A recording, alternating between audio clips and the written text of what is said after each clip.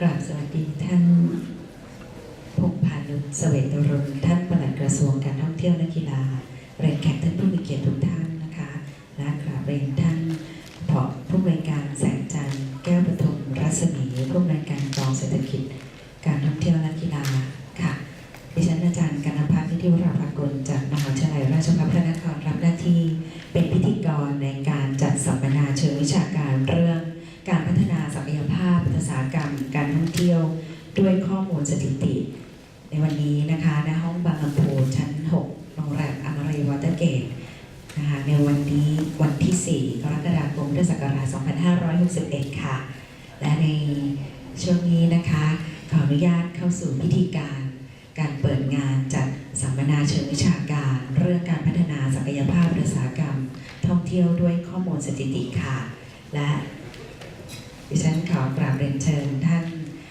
พงษ์พานุ เสวตรุณท่านปลัดกระทรวงท่องเที่ยวและกีฬาได้ขึ้นฟังคำกล่าวรายงานจากผู้อำนวยการแสงจันทร์แก้วปทุมรัศมีผู้อำนวยการกองเศรษฐกิจการท่องเที่ยวและกีฬากราบเรียนเชิญค่ะ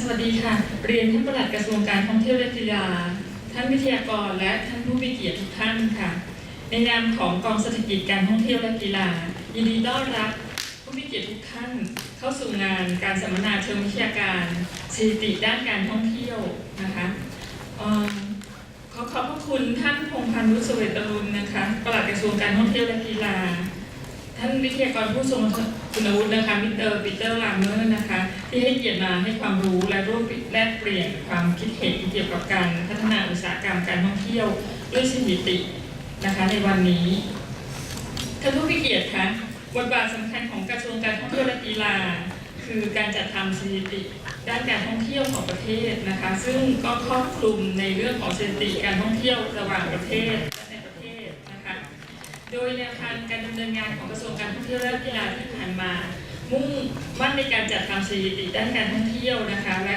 ก็จะทำบัญชีประชาชาติด้านการท่องเที่ยวให้เป็นไปตามมาตรฐานสากลนะคะเพื่อที่จะใช้ข้อมูลนี้ก่อให้เกิดประโยชน์แก่หน่วยงานภาครัฐเอกชนและผู้ที่เกี่ยวข้องด้านการท่องเที่ยวนะคะรวมทั้งใช้สถิติข้อมูลในการพัฒนาปรับปรุงการท่องเที่ยวข้อจำกัดต่างๆนะคะให้สอดคล้องกับแนวโน้มการพัฒนาของประเทศนะคะแล้วก็ของโลกด้วยนะคะสิ่งต่างๆที่กล่าวมานะคะก็จะเป็นที่มาของการจัดประชุมในวันนี้นะคะซึ่งจะเป็นส่วนหนึ่งของโครงการจัดทำสถิติข้อมูลด้านการท่องเที่ยวของกระทรวงการท่องเที่ยวและกีฬาเช่นเดียวกันนะคะซึ่งวันนี้จะเป็นการสัมมนาเชิงวิทยาการในหัวข้อการพัฒนาศักยภาพอุตสาหกรรมการท่องเที่ยวด้วยสถิติซึ่งได้รับความสนใจจากบุคลากรทั้งท่องเที่ยวนะคะภาครัฐเอกชนนะคะจำ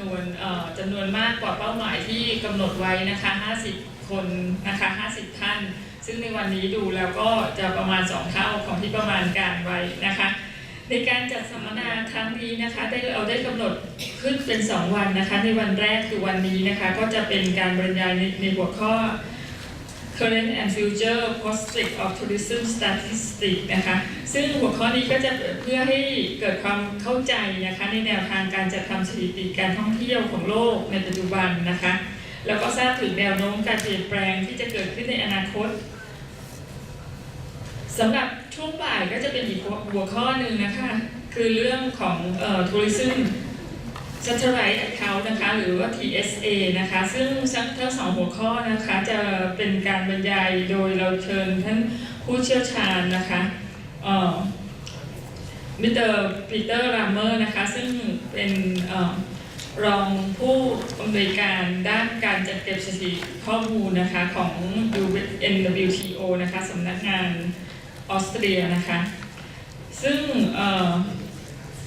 ในการบรรยายในครั้งนี้นะคะก็จะเป็นในช่วงบ่ายจะเป็นการ พูดถึงความสำคัญของการทำบัญชีประชาชาติด้านการท่องเที่ยวนะคะโดยเฉพาะมิติของการที่เป็นเครื่องมือในการวัดมูลค่าทางเศรษฐกิจนะคะประกอบการตัดสินใจเชิงนโยบายนะคะซึ่งก็จะได้บอกให้ท่านได้ทราบว่าในเรื่องของสถิติข้อมูลที่เก็บนี้เนี่ยเรานำไปใช้ในเชิงนโยบายอย่างไรได้บ้างซึ่งหลังจากนั้นก็จะเป็นการแลกเปลี่ยนนะคะความรู้ระหว่างท่านผู้เข้ารับการอบรมกับท่านวิทยากรนะคะในวันที่2นะคะคือพรุ่งนี้ยังมีอีกวันนะคะก็จะเป็นเรื่องของการท่องเที่ยวในมิติของการขับเคลื่อนเศรษฐกิจนะคะก็จะเป็นเรื่องได้เชิญนะคะผู้เชี่ยวชาญนะคะจากมาร่วมเสวนานะคะจากสำนักงานพัฒนาการเศรษฐกิจสังคมแห่งชาตินะคะแล้วก็จะเป็นการเสวนาในหัวข้อ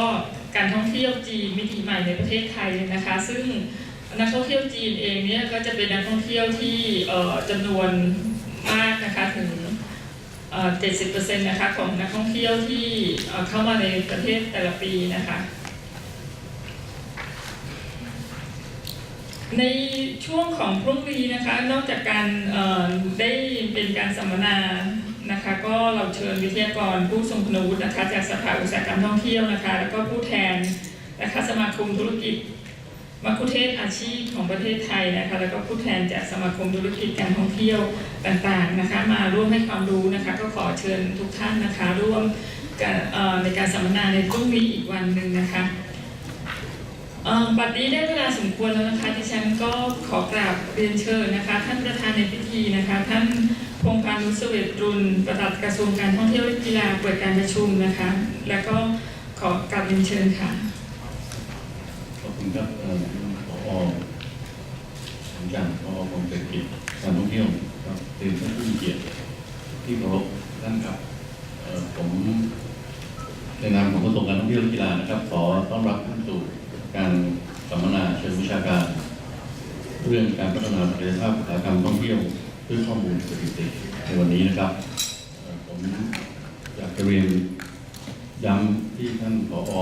แสงจันทร์ได้พูดไปแล้วถึงความสำคัญของการท่องเที่ยวต่อเศรษฐกิจไทยนะครับวันนี้ไม่ต้องสงสัยเลยว่านักท่องเที่ยวต่างชาติ35 ล้านคนต่อปีที่เข้ามานะครับการสร้างรายได้จากการท่องเที่ยวถึงประมาณ3 ล้านบาทนะครับต่อปีในปีนี้ที่เราคาดก็น่าจะเป็น3 ล้านบาทส่วนที่เป็นต่างชาติประมาณสัก2 ล้านส่วนที่เป็นนักท่องเที่ยวไทยประมาณสัก1 ล้านบาทนะครับคิดเป็น 20% ของ GDP ซึ่งขนาดของภาคการท่องเที่ยวใหญ่โตเหลือเกินนะครับภาคการท่องเที่ยวเสียภาษีให้กับรัฐบาลประมาณ300,000 ล้านบาทต่อปีอันนี้ก็เป็นตัวเลขที่เราไม่เคยทราบมาก่อนแต่พอเราทำTSA ขึ้นมาไทย Tourism Satellite Account ก็เห็นflow ของการชำระภาษีตรงนี้ชัดเจนนะครับการจ้างงานต่างๆอะไรที่เป็นเกี่ยวกับโปรแปรด้านเศรษฐกิจนะครับ Tourism Satellite Account สามารถทำให้เรารู้ข้อมูลต่างๆเหล่านี้ได้อย่างชัดเจนดังนั้นผมก็ต้องขอชื่นชมทีมงานของสำนักงานปลัดกระทรวงการท่องเที่ยวและกีฬานะครับที่ได้จัดทำระบบข้อมูลสถิตินะครับไม่ว่าจะเป็นเรื่องของtourist arrival นะครับซึ่งอันนี้ก็เป็น basic statistic ที่เราพึ่งพาจากหน่วยงานอย่างสำนักงานตรวจคนเข้าเมืองเป็นหลักนะครับหรือระบบบัญชีประชาชาติด้านการท่องเที่ยวที่เรียกว่า tourism satellite account นะครับซึ่งอันนี้ก็เป็นหลักการของเศรษฐกิจหลักการโดยใช้ value added concept นะครับมีการ integrate ด้าน demand กับ supply เข้ามาด้วยกันแล้วก็ทำเป็นmacroeconomic analysis นะครับเป็นการวิเคราะห์ในเชิงเศรษฐกิจมหาภาคขึ้นมานะครับก่อนเข้าห้องประชุมผมได้นั่งคุยกับทางผู้เชี่ยวชาญของเรานะครับคุณนายมิสเตอร์ปีเตอร์ไลเมอร์นะครับว่าสิ่งที่เราอาจจะต้องพัฒนาเพิ่มเติมไปจากนี้มีอะไรบ้างนะครับผมก็อยากจะสรุปเป็นสัก 4-5 ประการที่พอจะนึกได้ขณะนี้นะครับว่าระบบสถิติระบบข้อมูลในเฟสต่อไปเนี่ยควรจะต้องทำอะไรนะครับประการแรกเนี่ยผมคิดว่าเราจะต้องสามารถใช้ข้อมูลนี้วิเคราะห์นโยบายเศรษฐกิจในเชิงลึกนะครับเป็นใช้ policy analysis ในเชิงลึกเช่นผลกระทบจากอัตราแลกเปลี่ยนสมมตินะฮะต่อภาคการท่องเที่ยวเป็นยังไง เงินบาทแข็งขึ้นในช่วง3-4 เดือนที่ผ่านมานะครับตอนนี้เริ่มอ่อนลงมีผลกระทบต่อภาคการท่องเที่ยวยังไงนะครับลงไปถึงเป็นรายเซกเตอร์เลยนะครับการปรับเปลี่ยนนโยบายภาษีนะการปรับเปลี่ยนค่าธรรมเนียมวีซ่าสมมตินะที่ผมยกตัวอย่างการเกิดสงครามการค้าในระดับโลกเทรดวอร์ระหว่างสหรัฐกับจีนพวกนี้เป็นตัวแปรในเชิงนโยบายที่เรายังไม่สามารถวิเคราะห์ได้ในปัจจุบันนะครับเราอาจจะมีระบบข้อมูลแต่ระบบข้อมูลมันจะ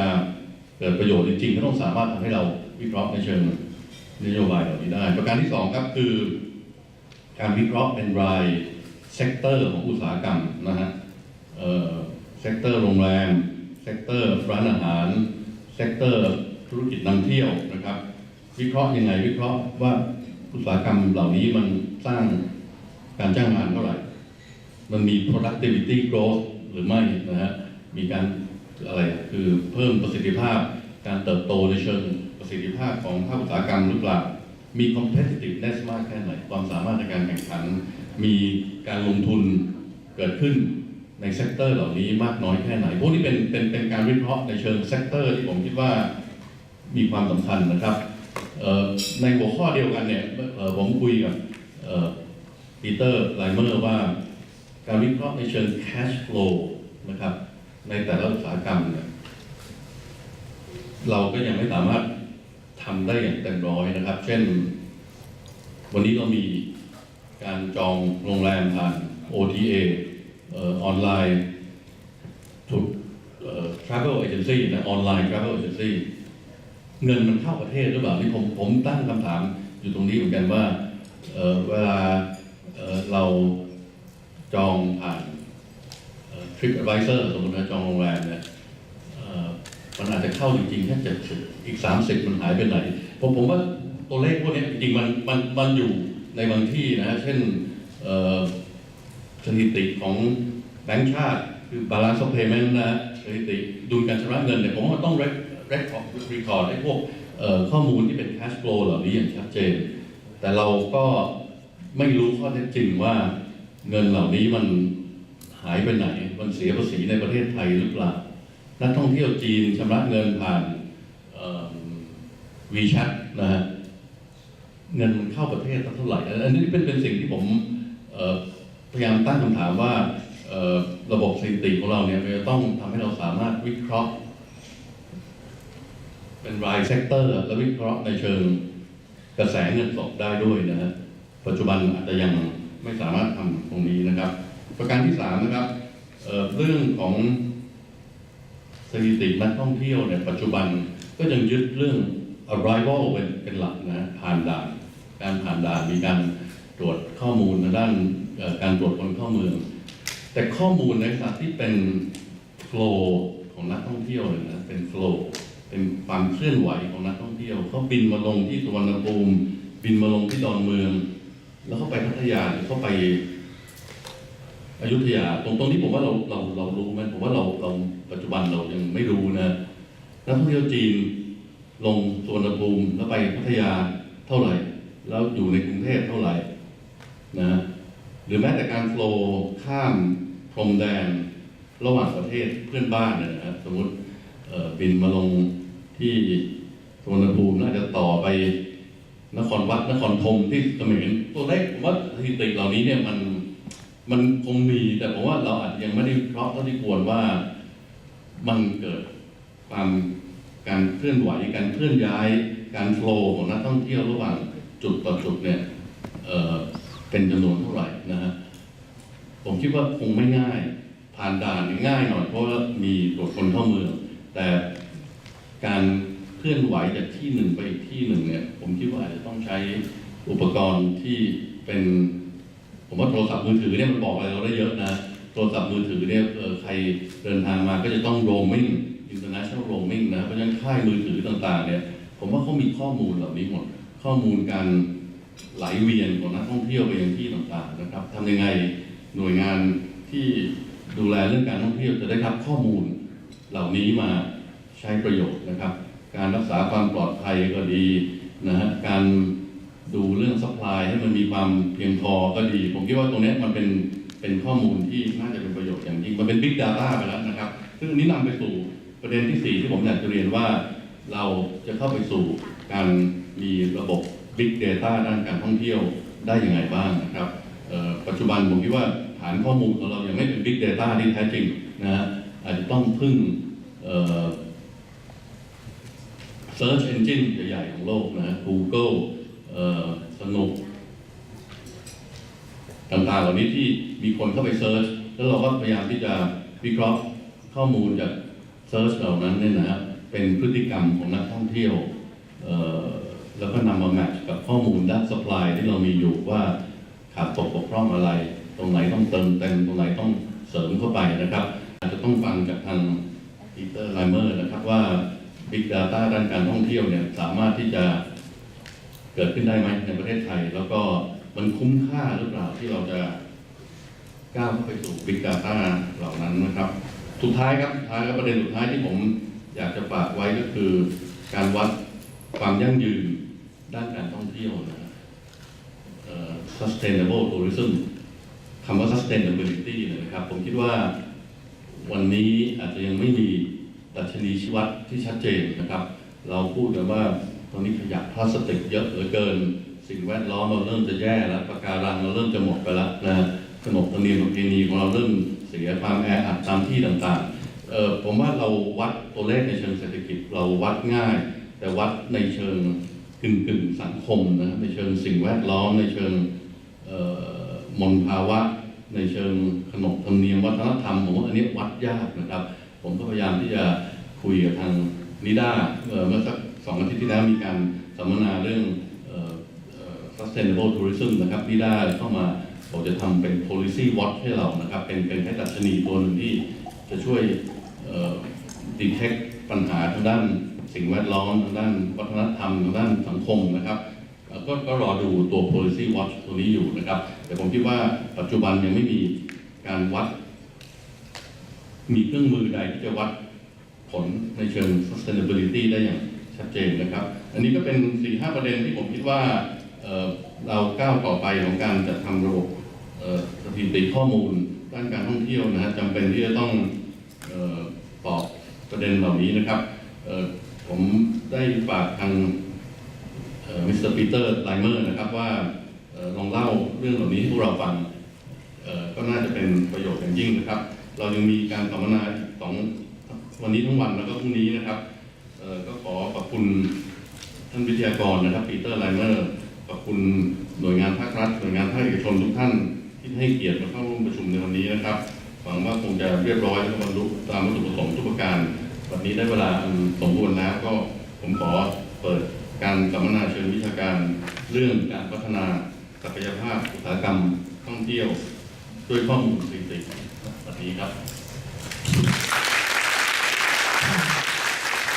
และนั่นก็เป็นคำกล่าวเปิดนะคะจากท่านปลัดกระทรวงการท่องเที่ยวและกีฬาค่ะท่านพงษ์พานุเสวตรึงนะคะขอกราบขอบพระคุณท่านเป็นอย่างสูงค่ะและในโอกาสนี้นะคะขอกราบเชิญท่านพงษ์พานุเสวตรึงนะคะได้รวมทั้งผู้แทนผู้บริหารจากธนาคารแห่งประเทศไทยแล้วก็มิสเตอร์ปีเตอร์ไลเมอร์แล้วก็ท่านผู้อำนวยการกองเศรษฐกิจการท่องเที่ยวและกีฬานะคะได้ถ่ายภาพร่วมกันด้านล่างเวทีแห่งนี้ค่ะเรียนเชิญค่ะและขอเรียนเชิญท่านผู้บริหารนะคะผู้แทนจากหน่วยงานต่างๆนะคะที่ของกระทรวงการท่องเที่ยวและกีฬานะคะแล้วก็ผู้บริหารจากกองเศรษฐกิจการท่องเที่ยวและกีฬาสำนักงานปลัดกระทรวงการท่องเที่ยวและกีฬาด้วยค่ะเรียนเชิญค่ะ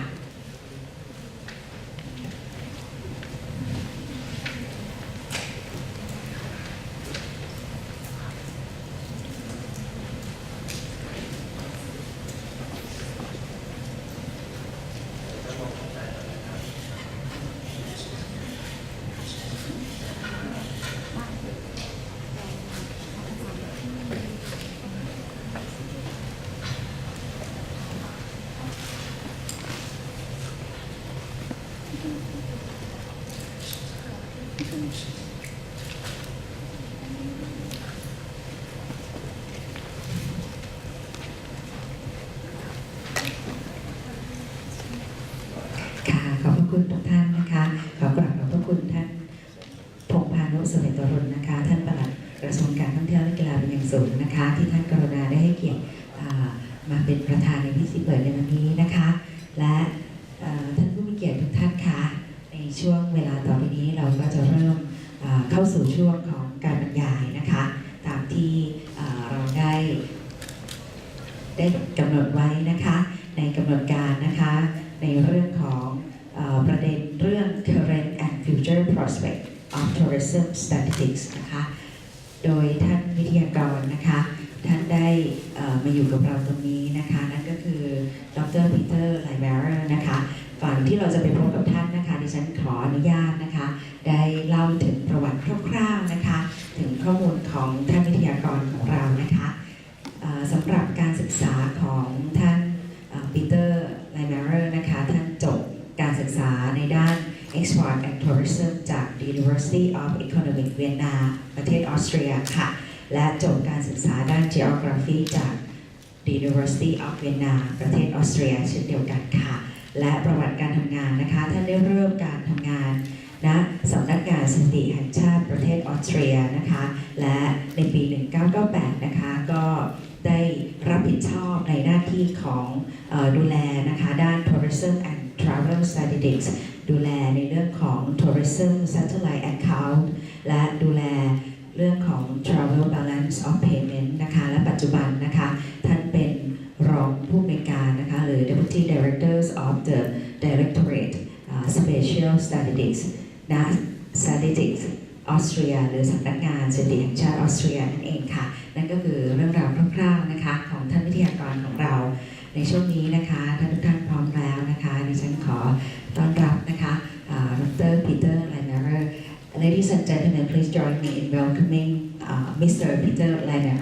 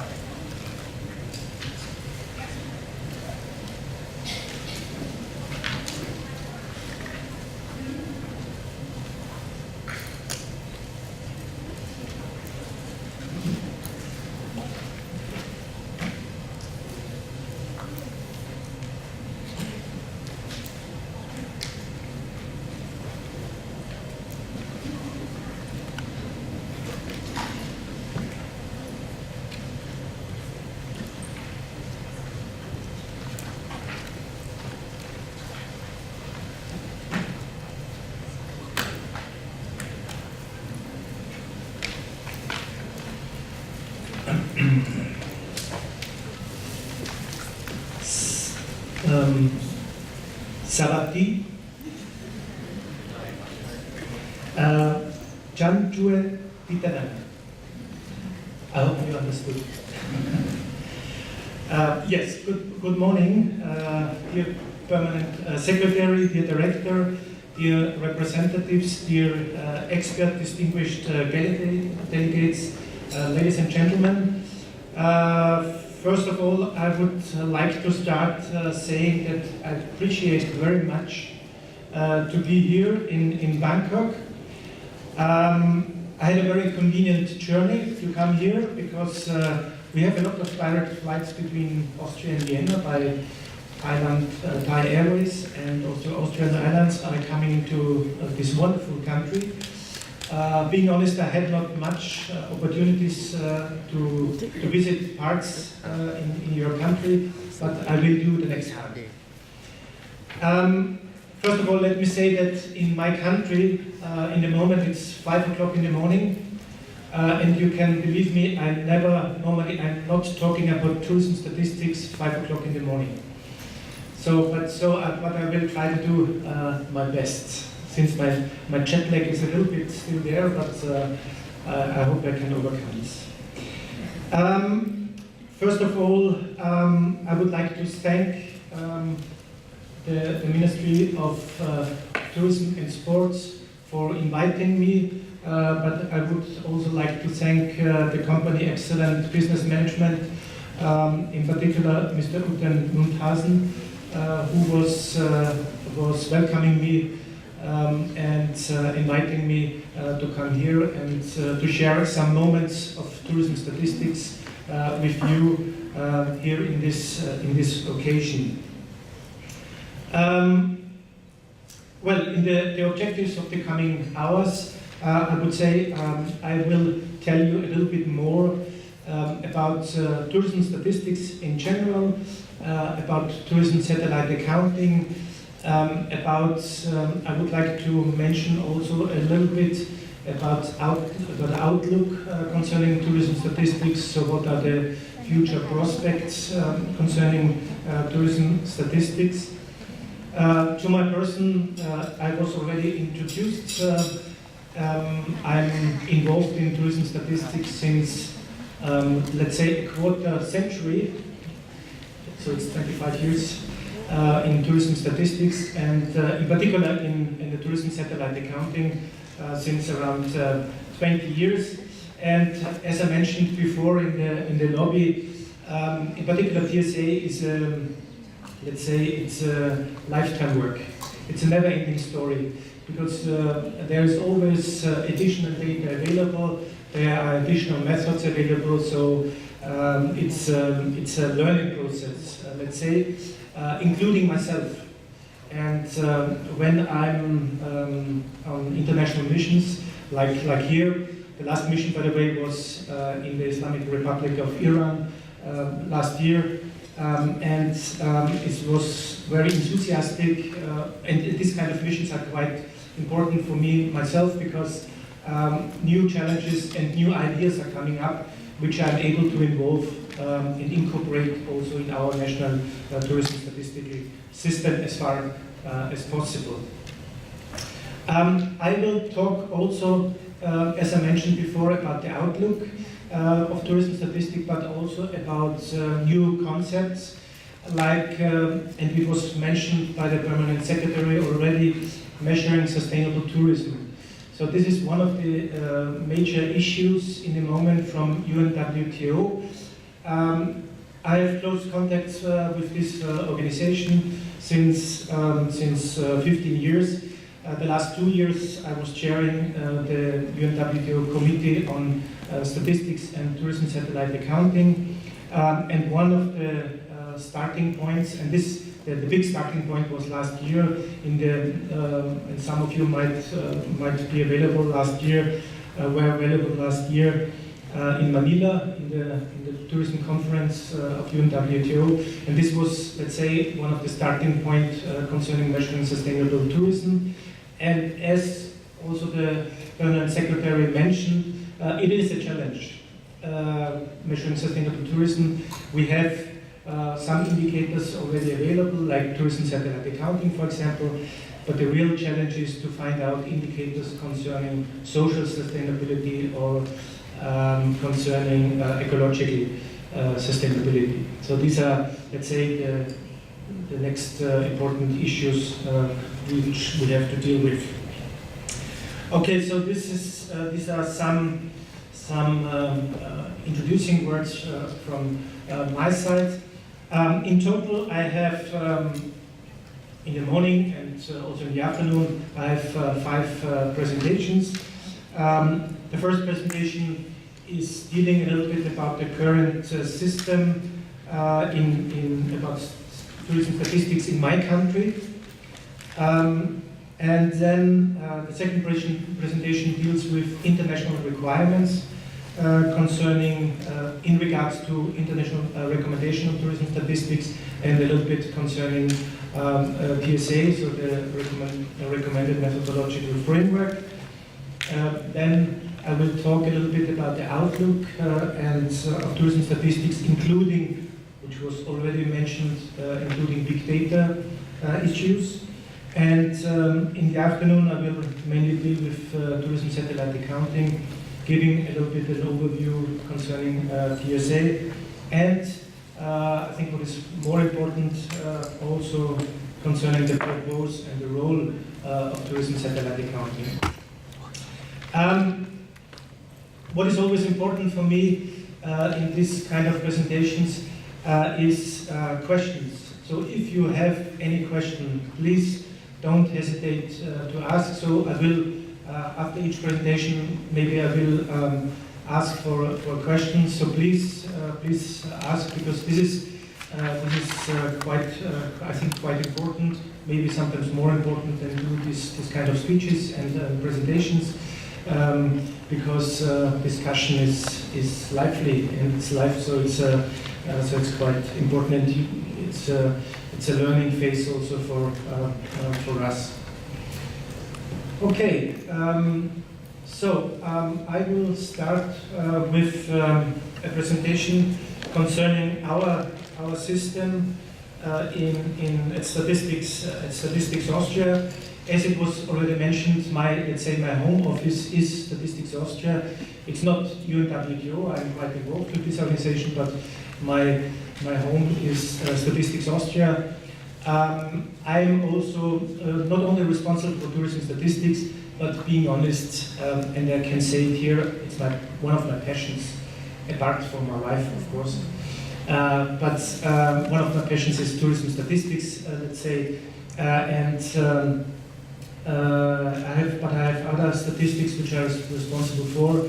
It's motor vehicle registration statistics and statistics whose content is not so funny. It's accident statistics, so car accident statistics on public roads. So these are my three topics which I'm responsible for. But internationally, I'm mainly involved in regard to tourism statistics. Well, concerning tourism statistics in Austria, maybe before going into the topic, I would like to start giving an overview, tourism policy and statistics in Austria. The other issue is concerning tourism statistics at Statistics Austria, so at the office, and some slides concerning publication policy in regards to tourism statistics.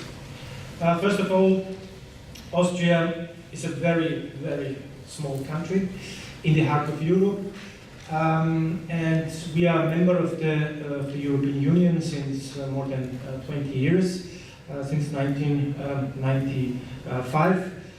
We are only 8.8 million inhabitants, divided into 9, let's say, provinces, federal provinces. We are a German-speaking country. We are not a German province or a province from Germany. Some people say, well, we are a part of Germany, but we are not part of Germany.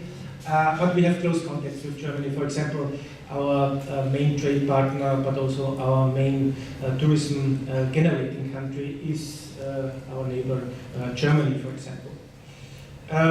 We are mainly dealing from the economic point of view with the service sector. Agriculture, it's quite important, and part of the service sector is tourism, and tourism contributes in Austria to the GDP about between 8-9% based on TSA calculations, including direct and indirect effects. But anyway, I will come back on this in a while. Concerning tourism statistics and tourism policy, I have to say that the tourism policy is not a national issue, it's an issue of the federal provinces. So for tourism policy, the federal provinces are responsible. What I understood, this maybe is a little bit different to your country. So for tourism policy issues, the provinces, the 9 federal provinces are responsible for. We have a ministry, which is, by the way, it's rather new. I mean, it's not new, but the name is new because we had elections last year, and there was founded a new ministry which is comprising different issues, agriculture, for example, environment, energy, and also tourism. And the ministry is called Federal Ministry on Sustainability and Tourism. which we like very much because of the sustainability issue, but also because tourism is mentioned. But the ministry is responsible, for example, in regard to the contacts between the European Commission and Austria.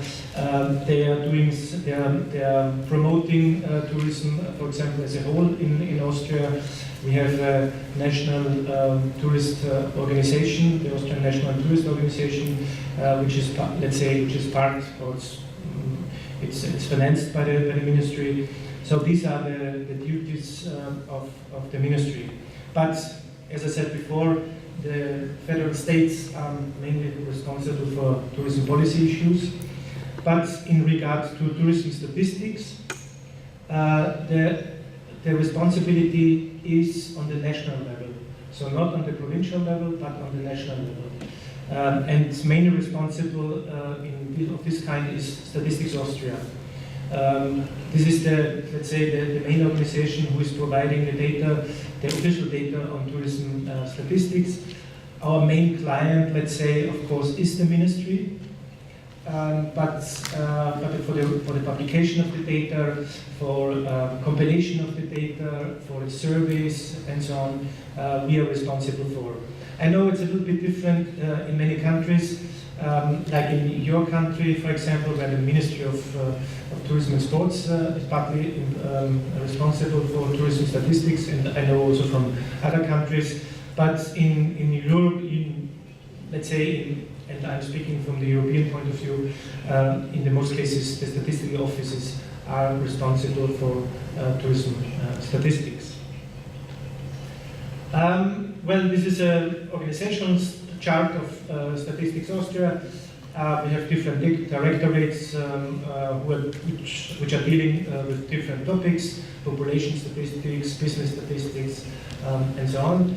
And our directorate is called Spatial Statistics, and we are dealing with agriculture statistics, for example, energy statistics, environment statistics, and one part, a very small part, as you see here, is tourism. In total, we are 10 persons, 10 heads, but some of these people are working part-time, so we are about 7 full-time equivalents, so we are not 10 people, we are 10 persons, but due to part-time working, about 7 full-time equivalents. Our main projects are accommodation, so we have, and I will come back to this afterwards again, we have 4 main projects. It's accommodation statistics, we have computer-assisted telephone service. We are starting right now with the next wave concerning the travel habits of the Austrians, and this concerns domestic tourism and outbound tourism. We have the travel balance of payments, which we are doing on behalf of the central bank. And I will come back to this afterwards. And then one of the projects is also tourism satellite accounting, which we are doing on behalf of the ministry, and we are doing some regional accounts on behalf of some tourism organizations in Austria, provincial organizations in Austria. Well, this is just giving you an overview of what is our mission statement concerning in Statistics Austria. So we have a kind of, and I think this is done in a lot of businesses. We have customer orientation. So the customer of statistics for us is a quite important person, of course. We are providing statistics for free via the web and via a data bank, but we are providing also data and special analysis for which the clients have to pay. This is rather new. It's since 15 years because we are not. We are in the middle. We are not an official state-owned organization. We are in the middle between a private organization and an official state-owned organization, and we have to earn money also. This is not maybe not, this has not been done, for example, for public institutions because they have the public money. We have also public money, I have to say, but this public money is not, it's not increasing during the years. So, but we have more people working, we have more academic people working and so on, and it costs more. So we have to earn money, and one of the money which is coming in is, for example, tourism satellite accounting. So this is a contract-based statistics. So it's not part, for example, tourism satellite account, it's not part of the official statistical program, but it's based on a contract between ministry and our office. Okay, we have, what is important is the product quality. Quality in statistics is quite important. This concerns the reliability, for example, of the data. This concerns, for example, the timeliness of the data, which is quite important, the relevance of the data. So this is a quite important issue concerning the quality. Staff orientation. At Statistics Austria, we have about 800 people working in this institution. Data protection. This is, well, this is, let's say, yeah, it's one of the important issues in an official statistical institute. So to save and to guarantee the security of personal data. So this is quite important. Reducing respondents' burden. Well, this is a matter which is increasing more and more, at least in European institutions, which means that we are using more and more, or that we have to use more and more administrative data, administrative available data, for example, and big data. So we are, I have to say, in relation to big data, we are in the beginning phase. So we are not dealing with big data, but not too much. So we are in the beginning phase. But anyway, I will tell you about this more. But this is another opportunity or possibility how to receive data. We are doing less and less survey, and when we are doing surveys, we don't do full count surveys. So we are doing sample surveys. So this is more and more. But of course, sample surveys, they have disadvantages, as you know, sample error and so on, and it's not possible to make analysis on a very disaggregated regional level. But nevertheless, one of our important issues is respondents, to reduce respondents' burden, and this can be done using administrative data, but using also doing sample surveys, for example. Efficiency, of course, it's quite important in regard to statistics, in particular in relation to our clients. Okay, then just giving you an overview of our topics. As I said before, we have accommodation statistics, which is our, let's say, one of our main statistics in regards to tourism. And you see here also, I have put also some figures around that you have a little bit of feeling what are the figures around and the results. So in total, last year in 2017, we had about 150 million overnight stays and in about 65,000 establishments, so accommodation, and this is including also private accommodation, private rented accommodation, let's say.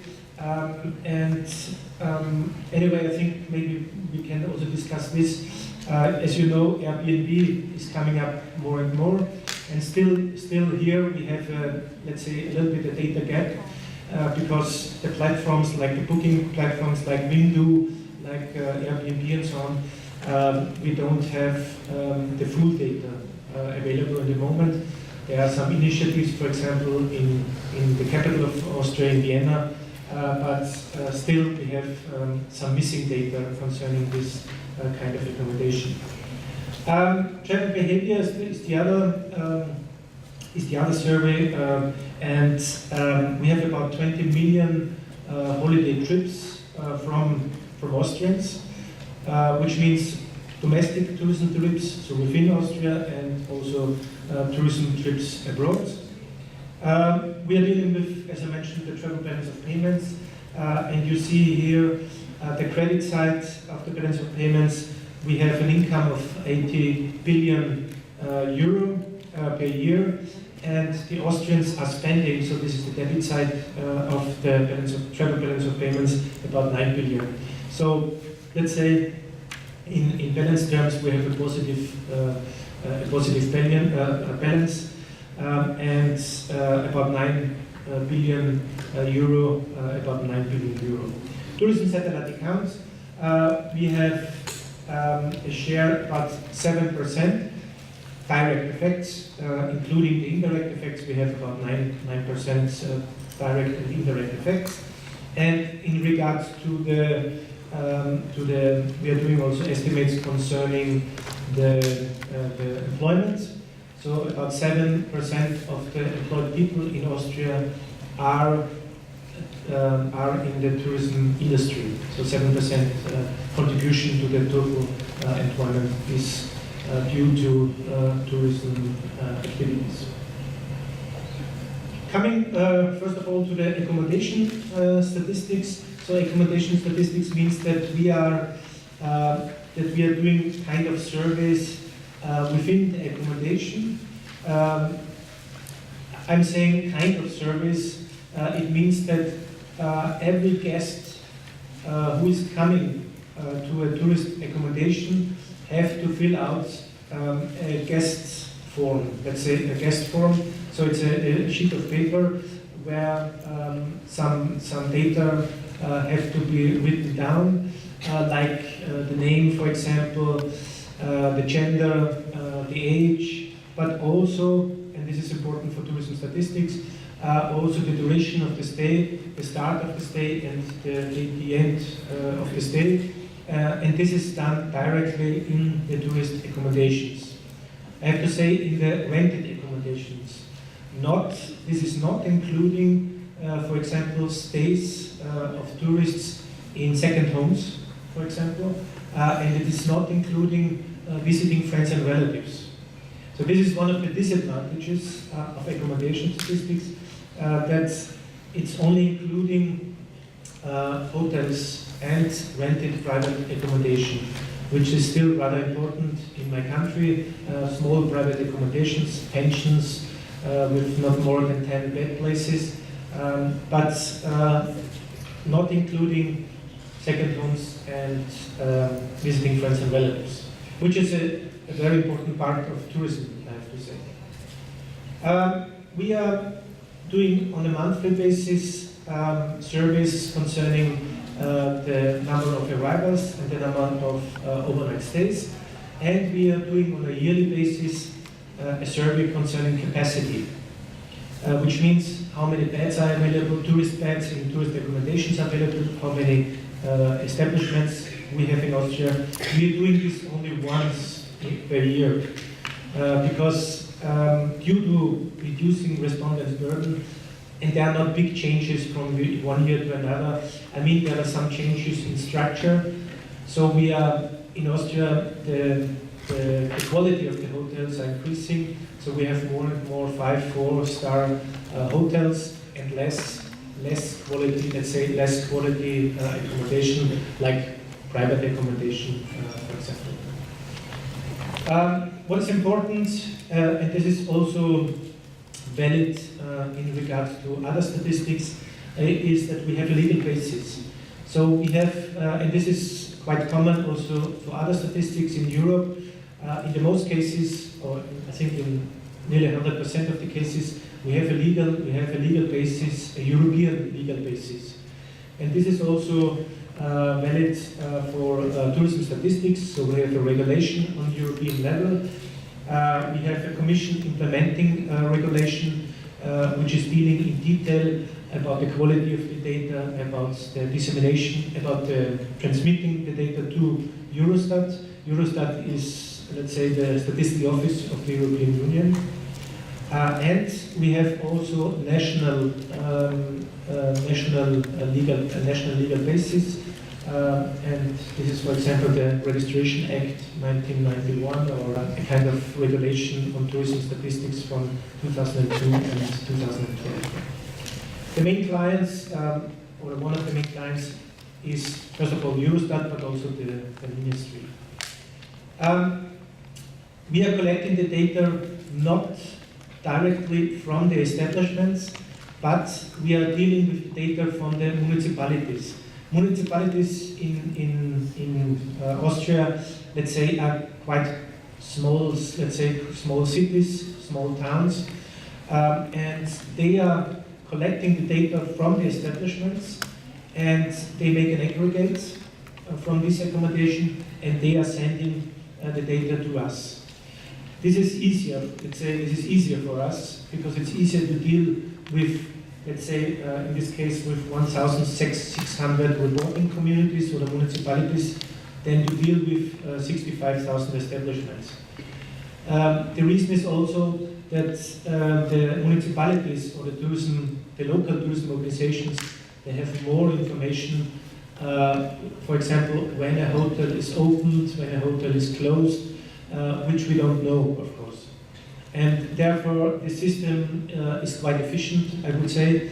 So they are collecting data for us, and they are sending this data as an aggregate to our office. Well, this chart shows a little bit, giving an overview of the data collection. On the left side, you see the data collection concerning the monthly data on overnight stays. And we are receiving the data around the 15th of the following month. So, for example, for the May data, we are receiving the data about the 15th, 16th of June. So, let's say 2-3 weeks later after the reference month, and then we are publishing the data we are doing a press release, a monthly press release. We are publishing the data on the 25th of the following months around. On the right side, you see the data collection concerning the capacity survey. We are doing this once a year, as I said before, and we are receiving the data, let's say, in June. Here it's said about the 15th of June, but since the data are not so important, we are receiving the data also in July and August. But this is fine for us, and we are publishing the data around end of the year concerning the capacity, so how many beds are available, how many establishments are available. So this shows a little bit the compilation steps. I do not want to go too much into the detail here. Well, I'm coming to the next survey. It's concerning the travel behavior of the Austrians. And we are doing, on a quarterly basis, computer-assisted telephone interviews. We have our own telephone equipment in the office, because we are doing, for example, also a survey, the labor force survey, for example, is also done in my office. And also the quarterly survey concerning the travel behavior of the Austrians. And this concerns domestic trips, so within Austria, and also trips abroad. So these are the two parts. We are dealing with holiday and business trips, and we are only, the questionnaire is focusing only on persons older than 15 years. So under 15, it's not included. This has different reasons, but one of the reasons is, of course, that children don't have too much information, maybe on the trip, related to the trip, and in particular, they don't have too much information on the expenditure in relation to the trip. Well, again, we have a legal basis. The main clients, for example, in this case, is the ministry, but also Eurostat, and in addition, the central bank. Why the central bank? Because, as I mentioned before, we are also dealing with, in this case, with trips abroad. And we are making also some estimates concerning same-day visits abroad. And in particular, concerning this issue, the central bank is interested to do some estimates concerning the debit side of the travel balance of payments, which is part of one of the parties, of course, the same-day visits. it's a primary statistics, is a sample survey, of course. We are asking about, not about correctly, let's say 3,500 people per quarter. So we have a sample of, let's say, 14,000 persons per year, which is not too bad. But as you know from a sample survey, we don't have too much data available on regional level, for example, because of the sample error. So it makes no sense to publish data on, let's say, on municipality level, because then you have one case maybe, and you cannot cross up one case to the whole population. So there are some limits, but nevertheless, we do not ask more people, and this is quite simple because of cost reasons. And CAPI surveys are also less expensive than CAPI, so personal interviewing. And in the most of the countries of Europe, they are doing this kind of, they're doing these telephone interviews. Telephone interviews, I have to say, have a big disadvantage. First of all, you have to be quite quick on the telephone. It's not, I think the maximum, or I would say the maximum time to do questionnaires is about 15 to 20 minutes, that's a maximum. And the other issue is that it's not too easy to receive telephone numbers or to get the correct, let's say, the correct telephone numbers. Because in times of mobile phones, it's not obligatory anymore, at least in my country, to publish the telephone number. In the past 20 years ago, we had a big telephone book, and every telephone number was registered there. It was, let's say, the paradise for tourism, for statistics, because you have all the telephone numbers, but now the telephone numbers are not registered. They are changing the telephone numbers, and so we need to receive 3,500 people. We need a very huge cross sample to get a reliable sample for this kind of surveys. So we have a cross sample of, I think it's about 40,000 people. And then we are sending out to about 11,000 people per quarter an information letter.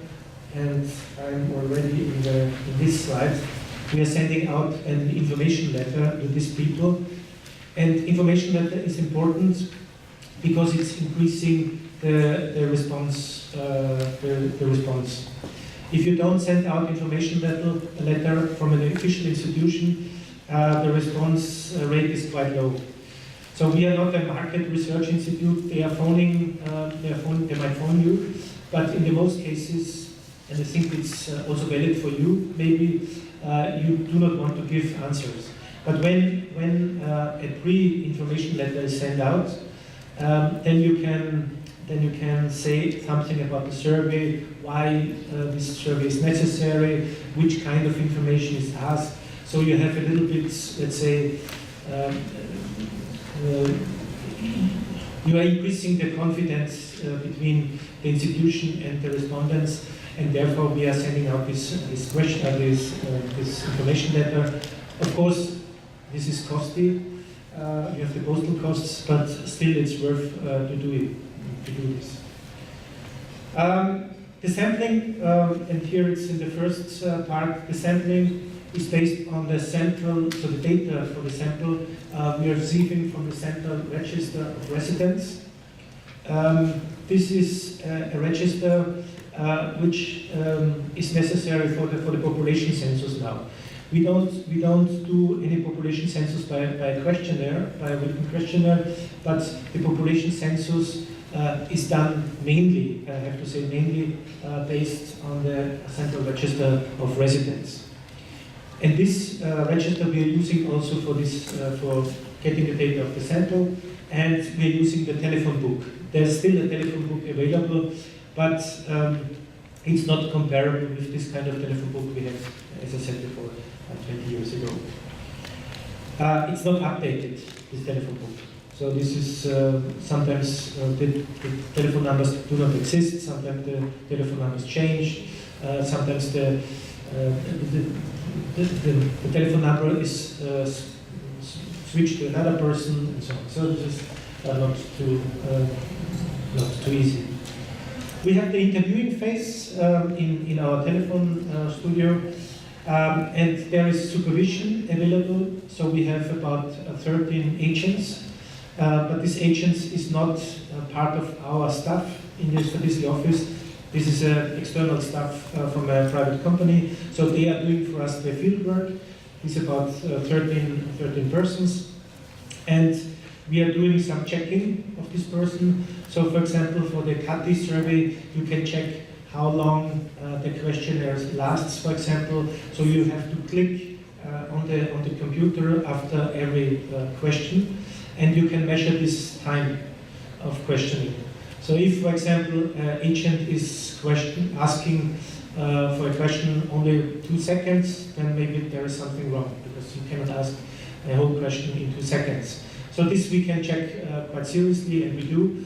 And if an agent is doing this quite often, then he or she has to leave. So we are quite strict in this way, and we have the possibilities to check this.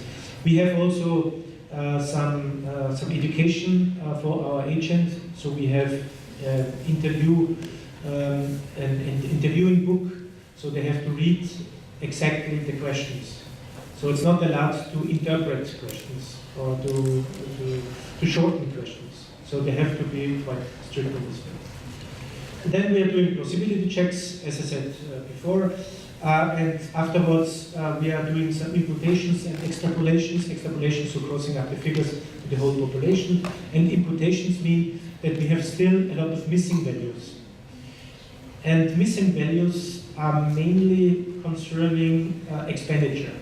The expenditure is one of the items which is quite highly demanded, let's say, but its expenditure is still quite difficult to get this right information on this. Because we are doing this, for example, this survey 3 months, sometimes 3 months after the trip. So we have a recall problem also, because the people cannot remind all items of expenditure, for example. They forget, sometimes they want to forget, maybe, because they spend too much money for tourism issues. So it's not easy to receive this kind of information. So we are for these missing values, we are doing imputations. So we are trying to find data sets, similar data sets, and impute this expenditure from the found data set to the new one, to the new data set.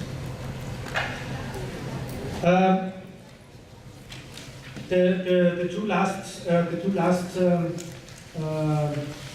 surveys. It's not a survey. It's based on existing data as the travel balance of payments. We are doing this on behalf of the central bank, as I said before, and we have a contract with the central bank. We are doing the statistical office is not only doing the travel balance of payments, but they are doing the total service account. So the total the current account. The total current account is done by my office. For example, the capital account of the central bank is still done by the central bank, but most of the rest is done by the statistical office. We compare the income, so the credit side with the debit side, and we want to find out the monetary flows in regards to the travelers. We have a legal basis also on the European level in this case. The contact or the main client, of course, is the Austrian Central Bank, and it is an account. So it's not a survey. We are doing not additional surveys. We are using existing data, and I will come back to the differences between tourism statistics and travel balance of payments statistics. I will come back later, so I jump over these 2 slides, not to beat myself again afterwards. So, this slide is not. Okay, this slide is not available, but we are using existing data in regard to tourism balance of payments, and to take out two statistics or two data sources, we are using mirror statistics. What means mirror statistics?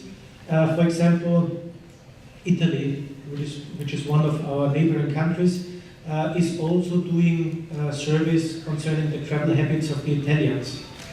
And they are asking the Italians how many trips, for example, are done to Austria.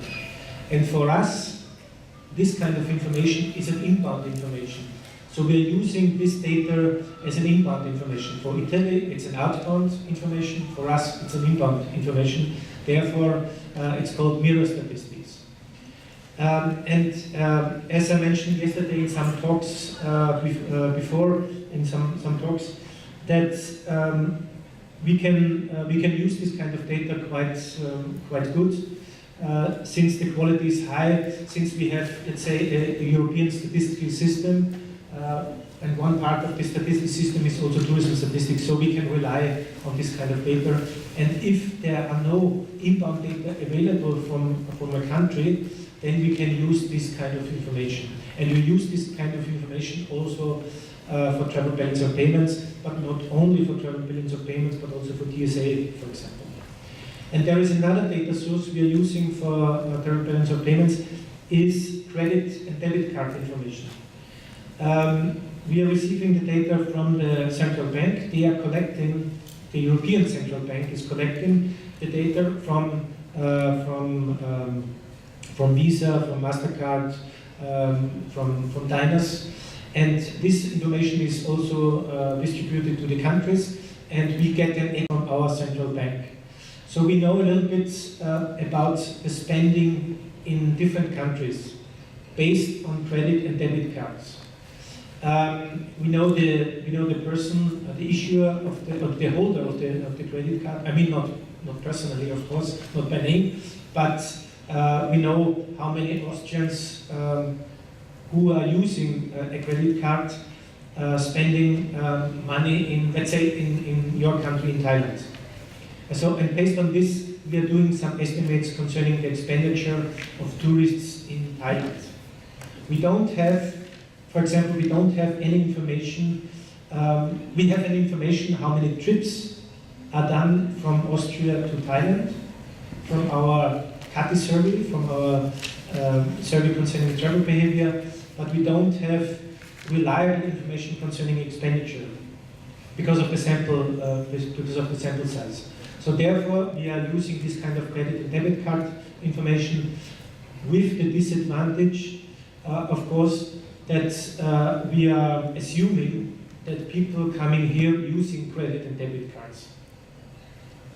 This might be right and this might be wrong, but in many cases I think they are using this information, these credit and debit cards, because they are not changing, in Austria for example, they are not changing euro to baht, because they come here and then they're using the cash machines, and this kind of information we can receive out of this information from credit and debit cards.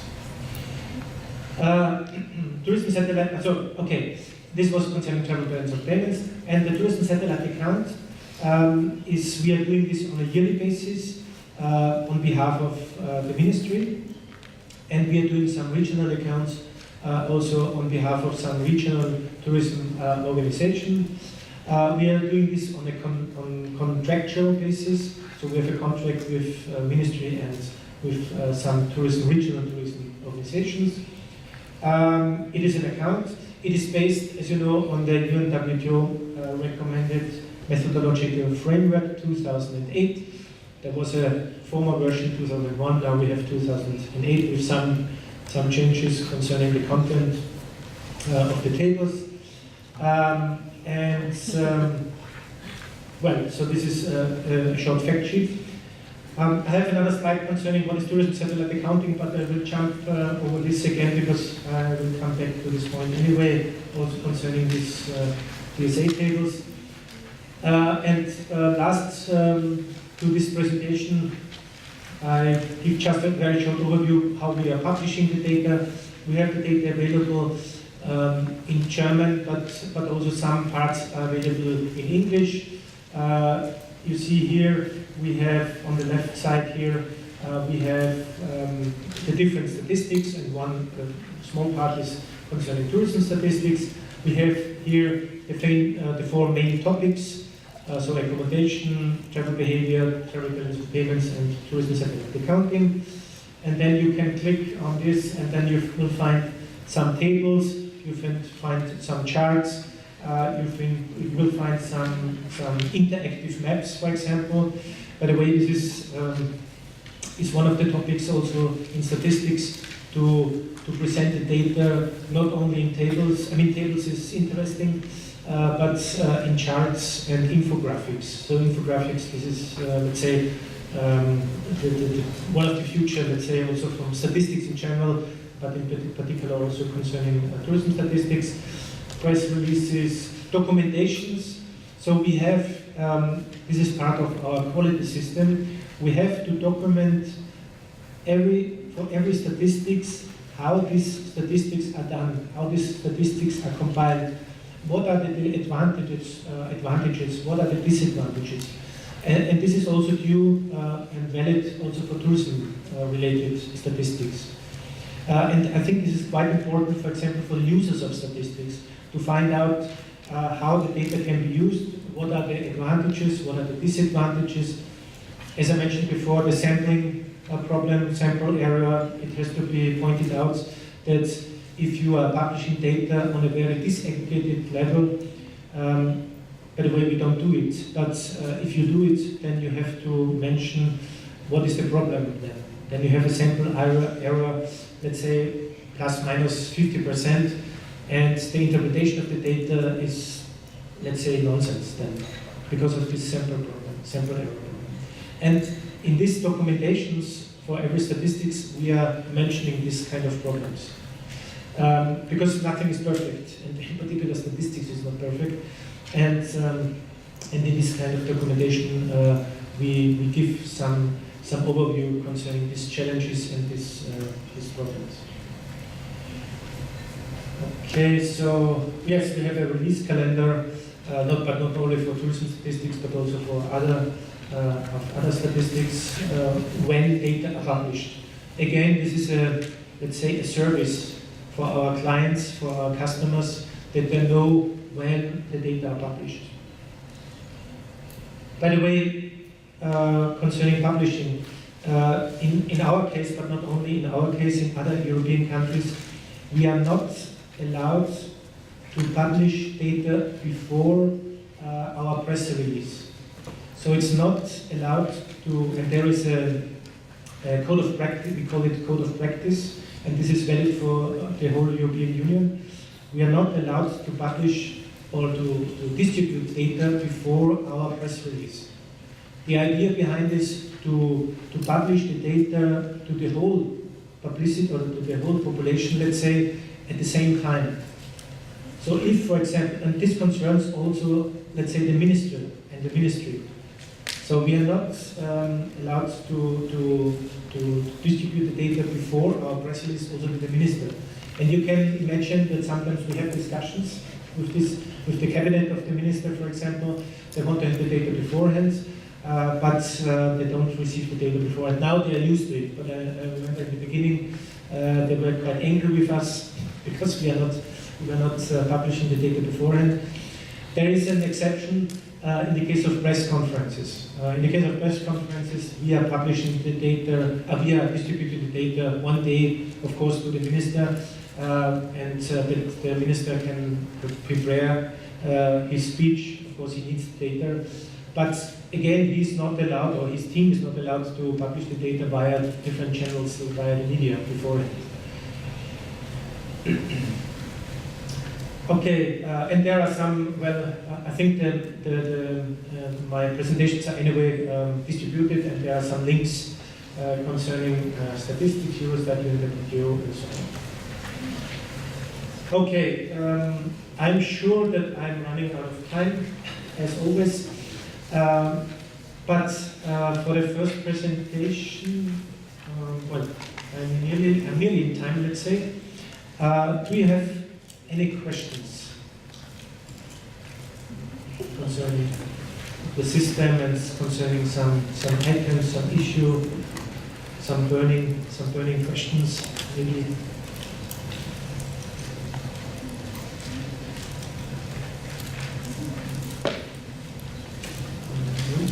Thân về gì không thảไหมคะค่ะเรียนเชิญเลยนะคะ Are there any questions from the floor? Please welcome. Yes.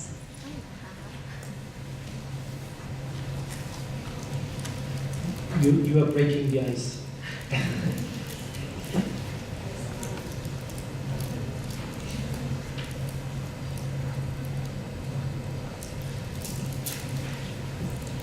Concerning the credit card data, could you drill down to the type of the payment?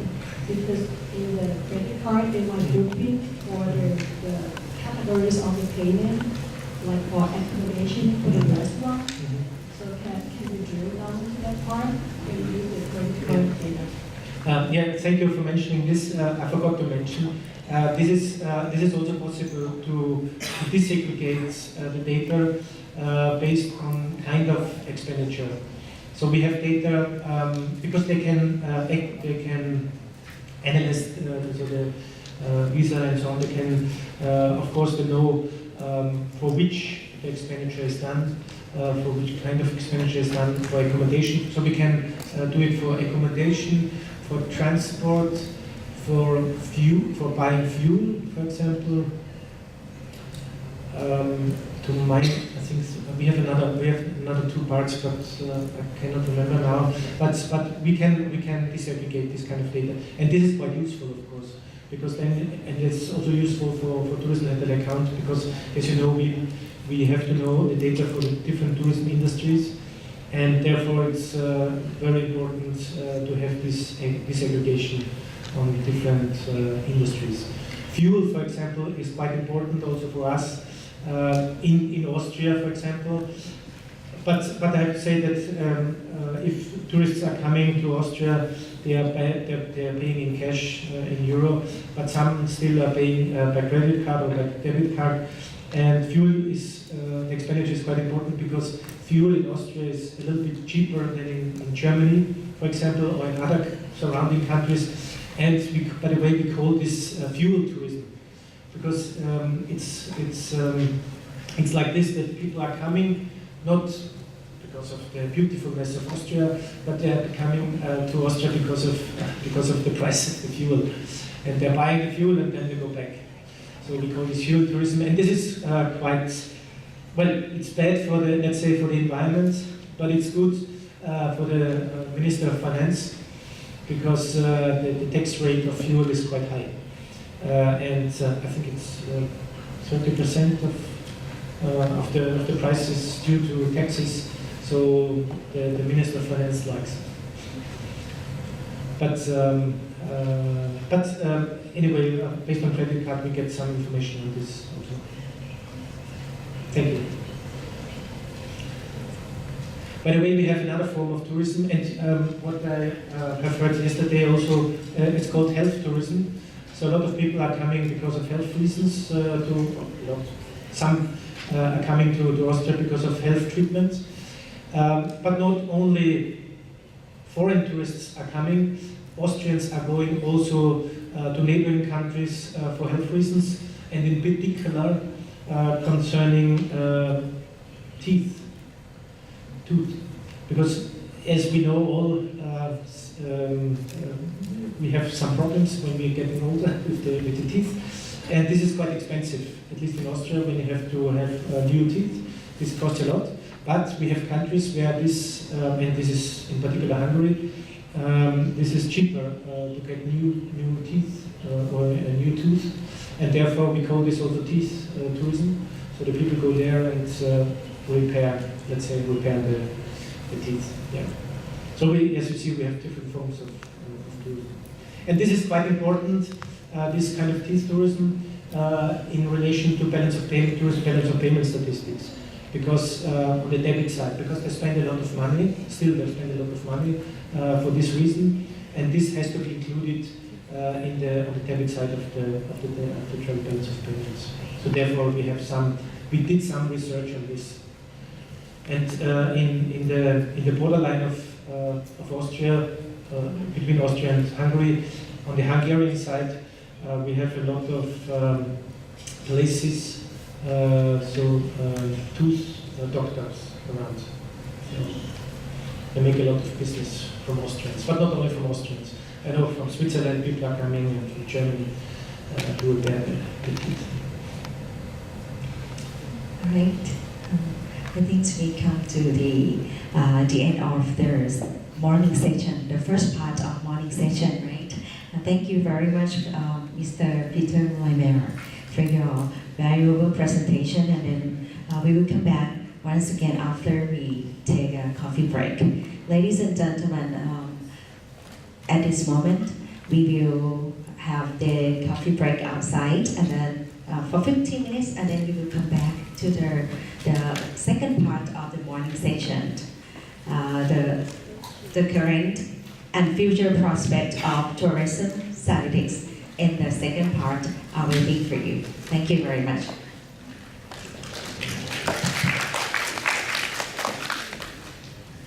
Ladies and gentlemen, welcome back to the seminar. In this session, this is the second part of the morning session. We will continue the topics with the current and future prospect tourism strategy. And our speaker is Mr. Peter Laime, and he's here with us. May you please? Okay, thank you. Good. Okay, the following presentation concerns, and I hope I'm not too technical now. It's concerning the international requirements in regards to tourism statistics. So it's the international requirement on tourism statistics 2008, and I will talk a little bit also about the TSA, the recommended methodology framework. 2008 about some important issues, let's say from my point of view. First of all, I'm starting with the international requirements concerning basic tourism statistics. And what I did also in my presentation, I think that it's easier also for you to read the respective paragraphs. I put the paragraphs. I put the paragraphs also here. So, for example, for the definition of travel, which is also mentioned in the International Recommendations 2008. So it's paragraph 2.4, and the travel refers to the activities of travelers. And I think the important point is here that the traveler is different to the visitor. The traveler concerns a broader concept of traveling, and it is very much in line with the balance of payments concept. And the visitor is a more narrow concept concerning visiting the destinations. And a visitor is always a person who is leaving the usual environment, and which is not part of the travel concept. So first of all, we have the travel. As I said before, the travel concept. Travel is someone who moves between different geographic locations for any proposed duration, which means that, for example, if a person is staying longer than 1 year, it is a traveler. It is not a visitor. in the tourism statistics sense, because a visitor is limited to a stay of maximum 1 year. And this is mentioned in the next paragraph 2.9 of the international recommendations. A visitor is traveling outside of the usual environment, not staying longer than 1 year, and this person is also not a person which is employed in the destination. So, for example, and receiving money for this employment. So, for example, if I go to Germany and I'm working for a German company and I receive money for this for my work, then I'm not a visitor.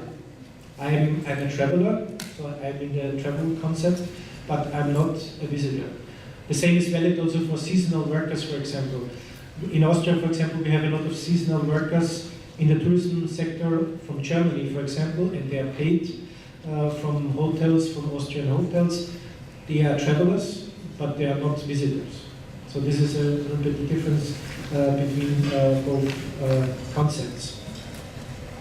And this is also shown here in this slide, so the different classification of inbound, and we are referring in the moment only for international tourism, inbound travelers. So you see on the left side the different reasons or the purposes for making a trip or being a visitor.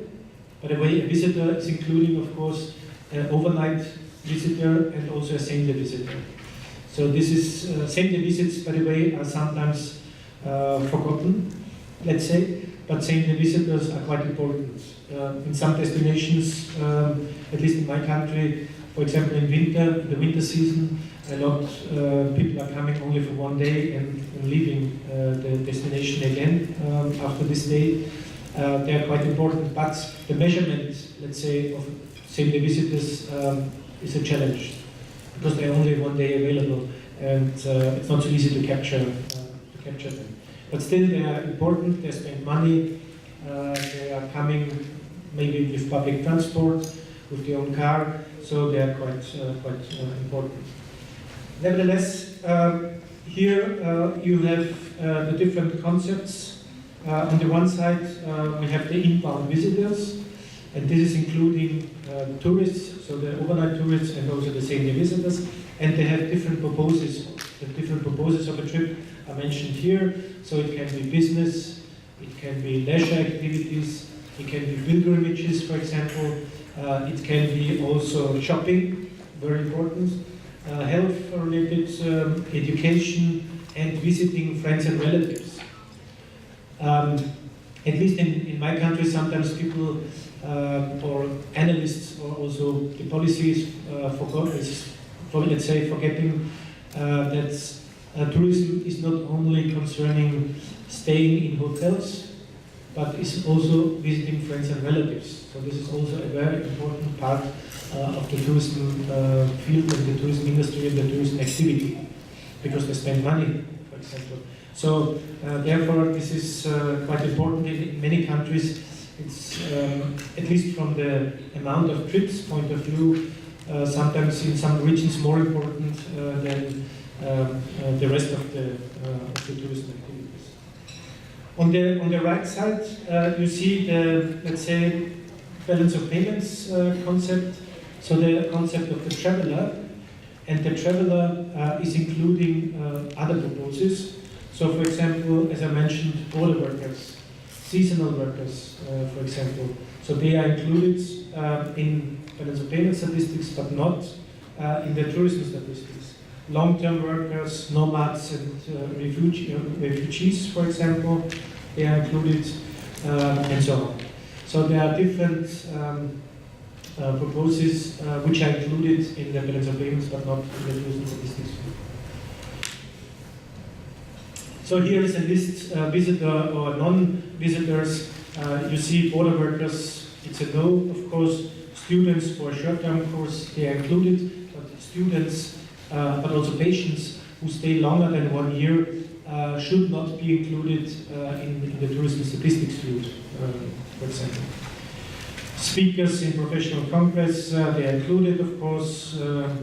Members of football teams are included in tourism statistics. Crew staff on an international flight, they are not tourists, of course.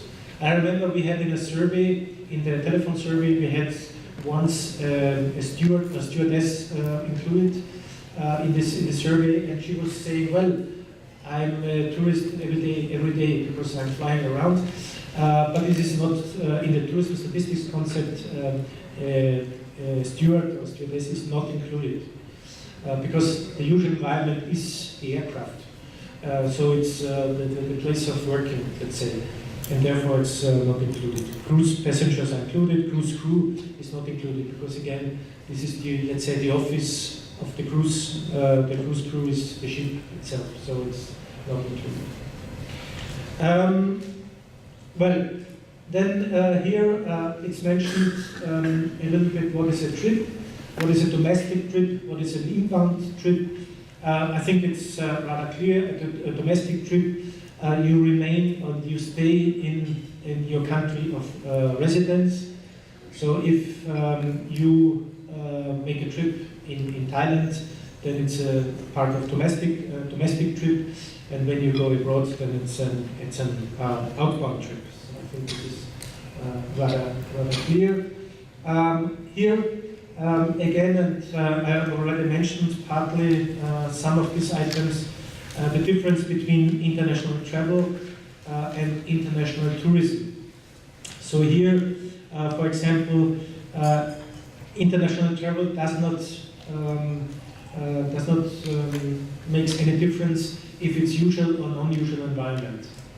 In the international tourism recommendations, it is said that one person is a visitor, is a tourist, is a single visitor, if he is leaving the usual environment.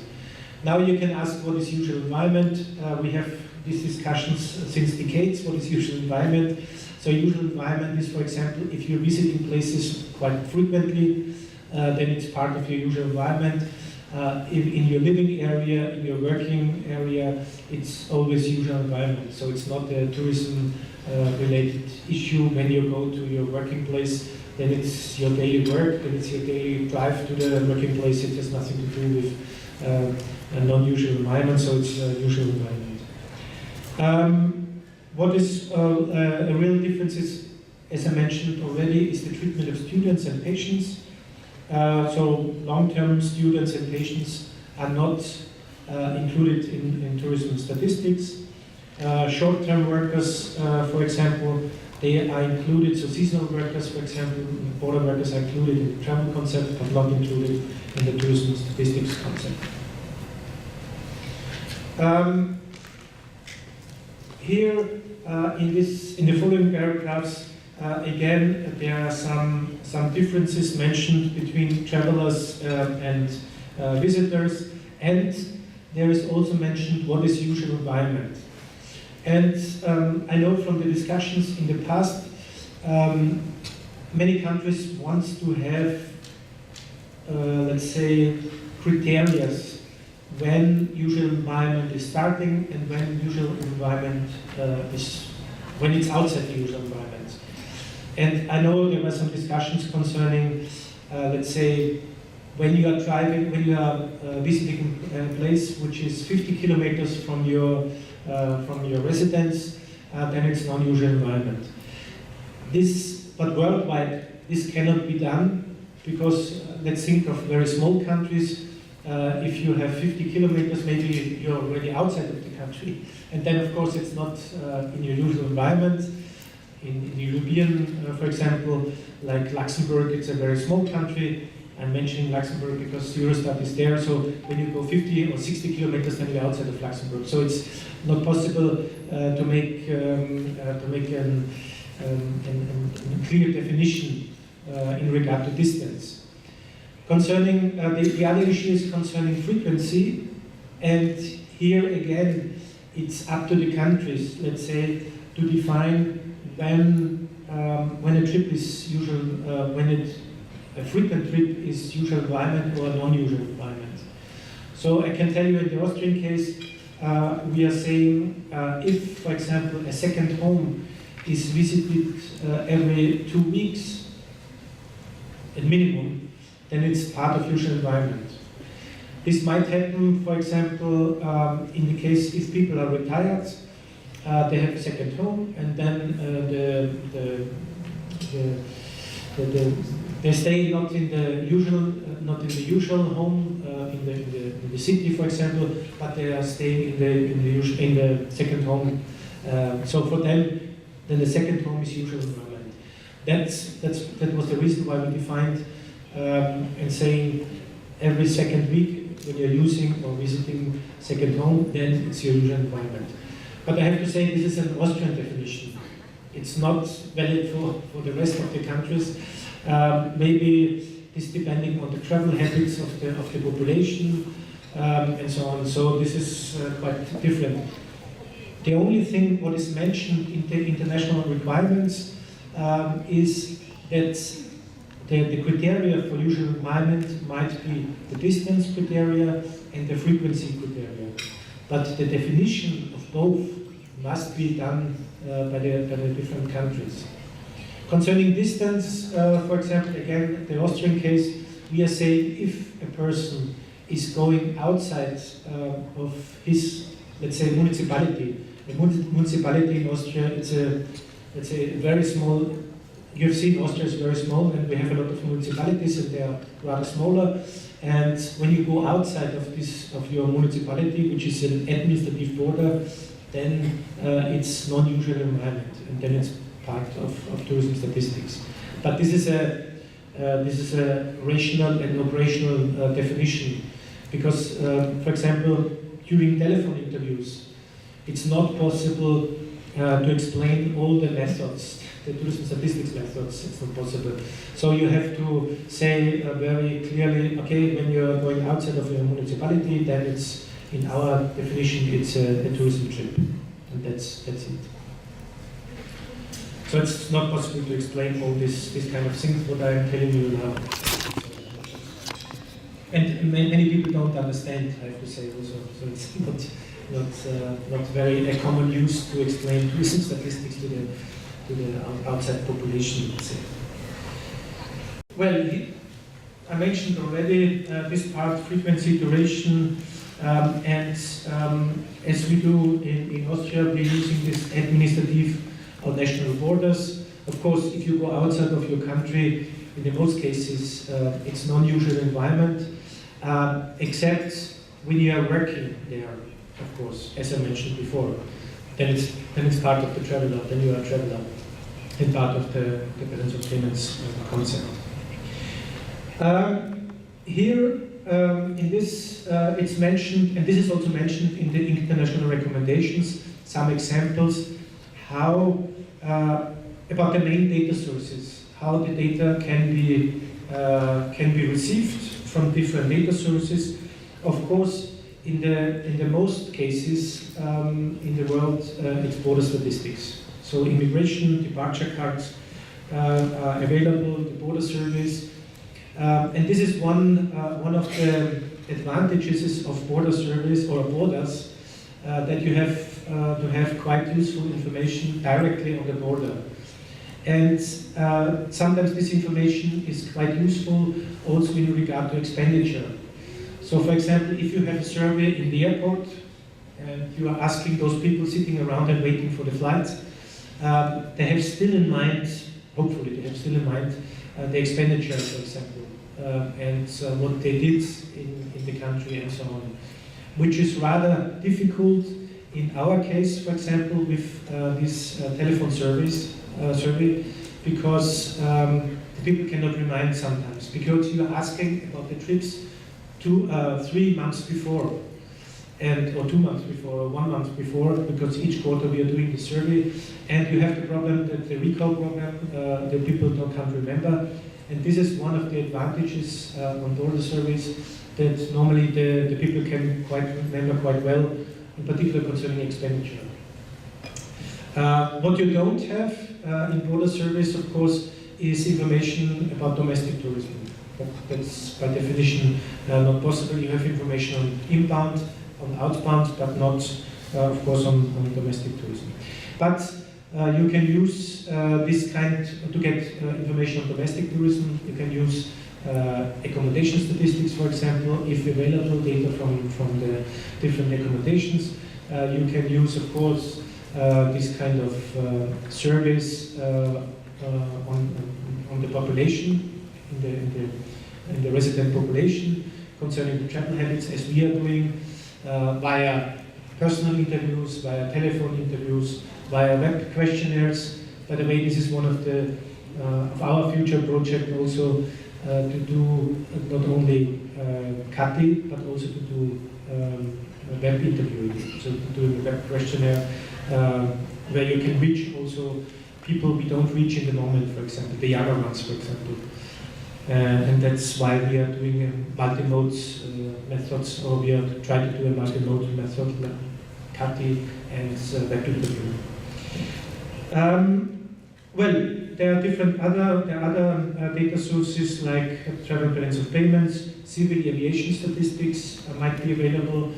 In Austria, we have a section in Statistics Austria which is dealing with transport statistics and also with civil aviation statistics.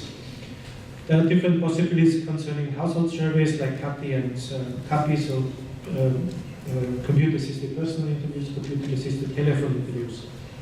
By the way, concerning computer-assisted telephone interviews, I discussed it just in the coffee break.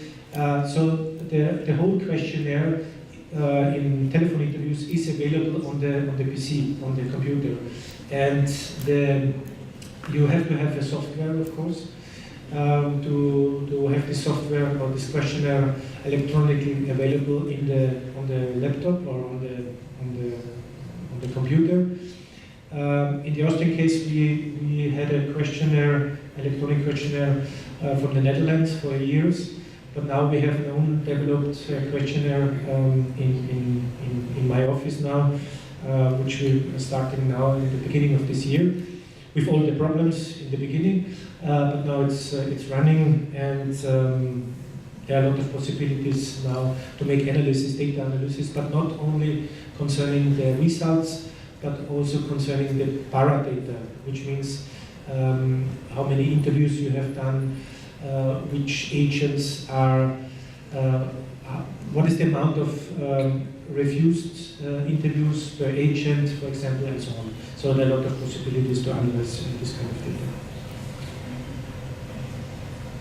Okay, so this was a very quick overview of the international requirements on tourism statistics, and I will follow now with the requirements concerning tourism satellite accounting.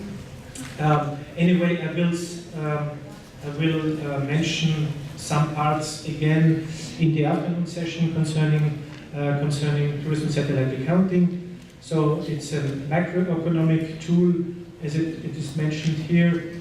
There is a link between inbound and outbound tourism. As you know, we have a table concerning inbound tourism, we have a table concerning domestic tourism, we have a table concerning outbound tourism.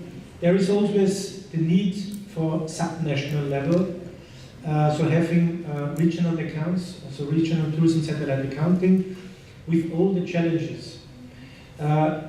In Thailand, as I heard yesterday, you are in the very lucky position that you have regional accounts, which is not the case in many other countries, because of missing input-output tables or supply-use tables on a regional level.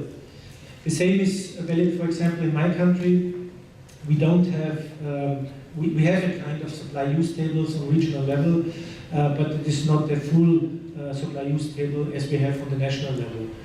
And therefore we have to do estimate concerning regional input-output tables or regional supply-use tables to do regional tourism satellite accounting. There are some other countries, to my knowledge, they have regional accounts like Norway, for example, on the European level, but also Spain, they have some, and Canada. Canada, they have, by the way, a very sophisticated and a very well-developed satellite accounting system since, I think, 30 years. And they have also regional accounts. On the next slide, something is mentioned that the primary focus on TSA is on monetary issues, of course. But there are some tables which focus on non-monetary issues, like TSA Table 7, for example, employment table, and also the Table 10, so the last table concerning non-monetary indicators. And both tables are quite important. From the policy point of view, I would say that apart from the GDP share, employment information is very important because it's always a policy topic, the employment topic, not only in tourism but also in other fields of economic fields. What is important with TSA is that it should be in line, or it must be in line, let's say, with national account statistics. And this is one of the advantages of TSA, that you use national accounting, national accounts. So you have the production account, for example, which is also used in a national account, but it's also used, of course, in TSA.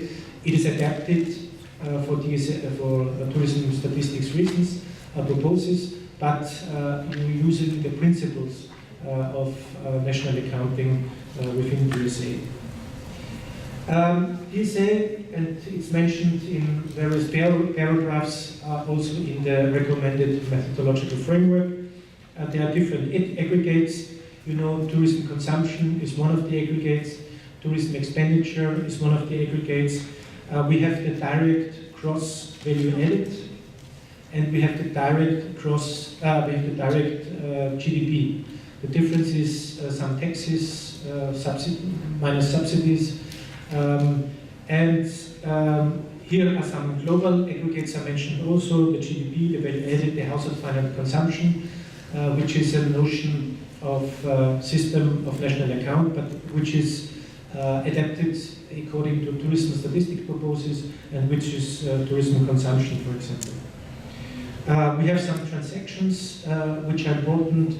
It's the export, the tourism export, which is the income, and also the tourism import, which is the outbound tourism consumption. What is very important from the compiler's point of view is the reconciliation issue. It's mentioned here in TSA Table 6, which is, from my point of view, the crucial table where the supply side and the demand side is coming in. So you have on the one side, you have the supply side information based on national account statistics, and on the other side, you have the demand side information. And here you can do some reconciliation work, because the supply side or the demand side cannot be higher than the supply side information. It's not possible. If it's the case, then something is wrong with your data. So therefore, TSA Table 6 is quite important, not only because of the results, but because of also the statistical work in regard to reconciliation, finding out more about the quality of the data. And in particular, it is concerning mainly the demand side related data. Here in this slide, it's mentioned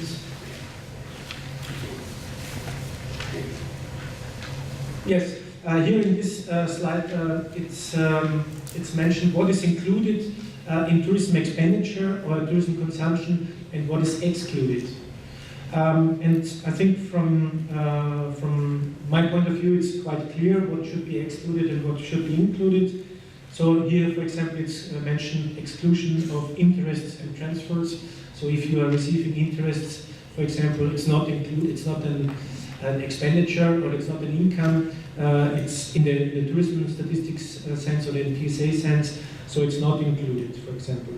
Excluded also is shuttle trade, for example. So it means that when you are reselling goods you have bought somewhere, then it's not an expenditure in the TSA sense of point of view.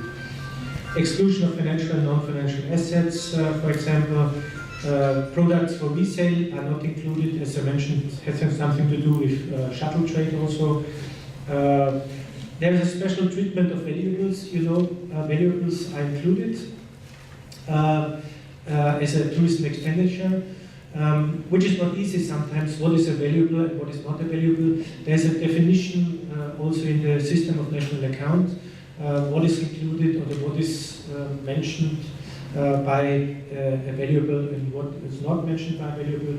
So in our case, we are including all products which have a higher value than 300-400 euros, which means if you are paying or if you are buying jewelries, for example, or paintings, very expensive paintings and so on, this would be included in this case in regard to valuables, for example. I think this is the most important issue concerning what is included and what is not included. Here in this slide, we have more information concerning expenditures by categories, inbound, outbound, domestic. Here it's mentioned again some notions and some issues which are mentioned again in the recommended methodology framework, like the cross value of tourism industries.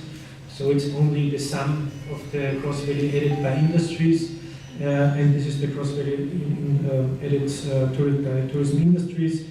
Again, here it's mentioned the cross value added, the direct cross value added, for example, and the direct GDP is mentioned here again, and then it's a little bit explained here in this slide.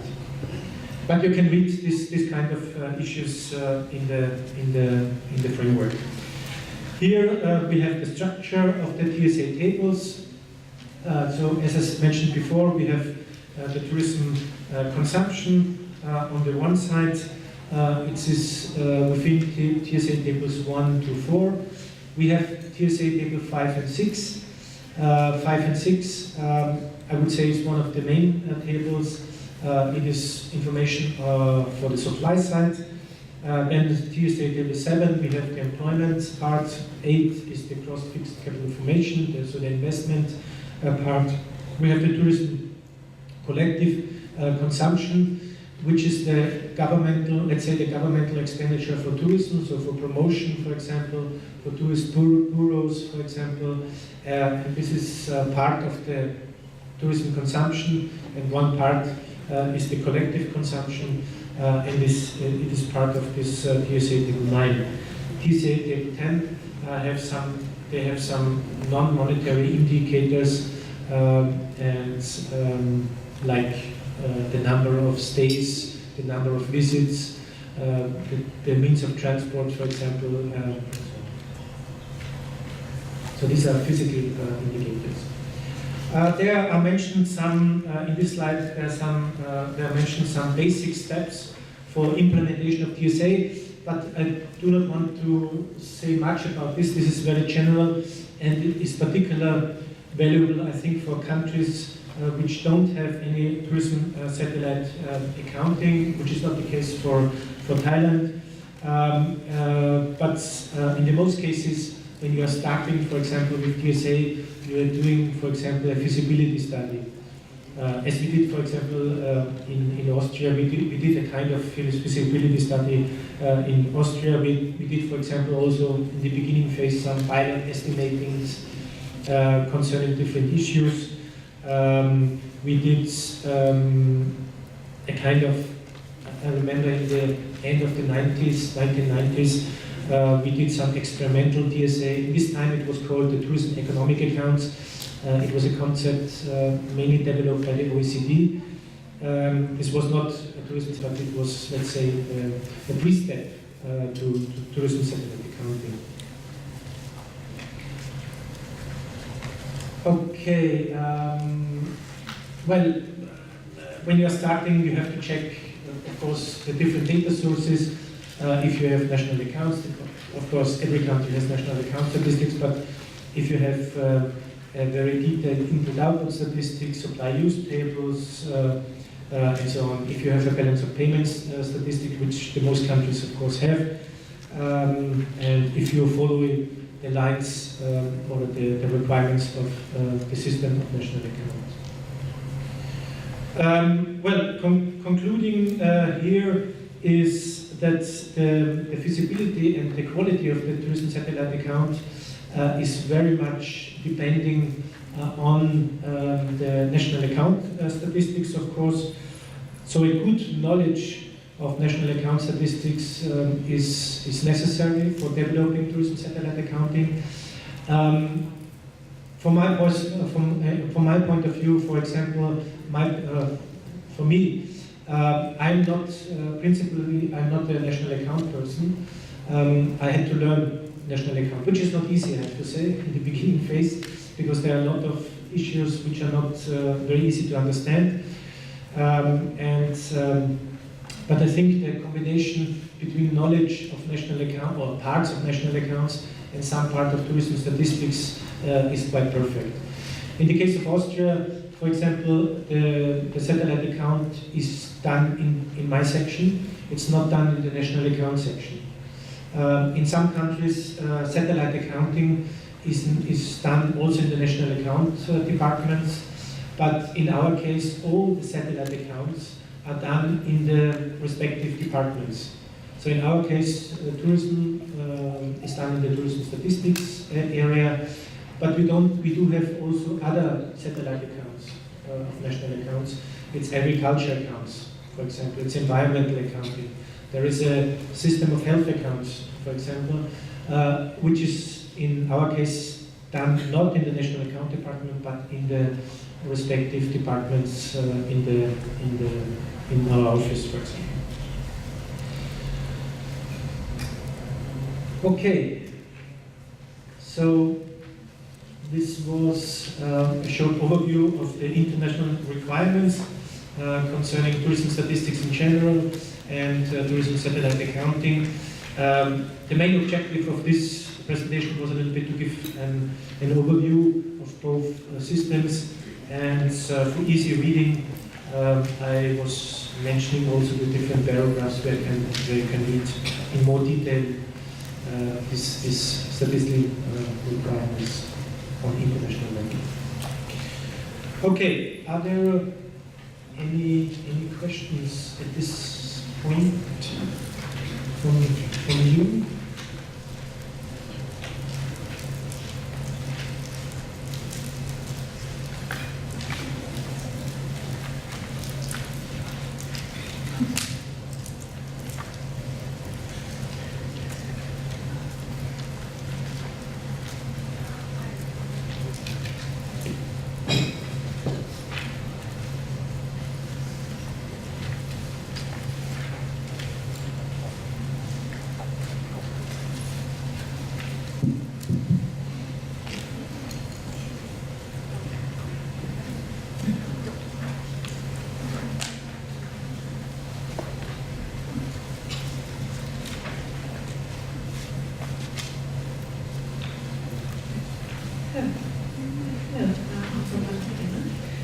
Just one of the things we are keeping tourism at the end. I just wonder whether is it kind of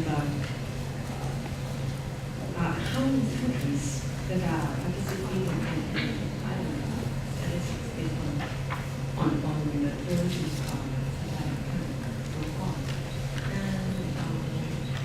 because when you say this international requirement, first of all, is it just basically in the Euro area, or is it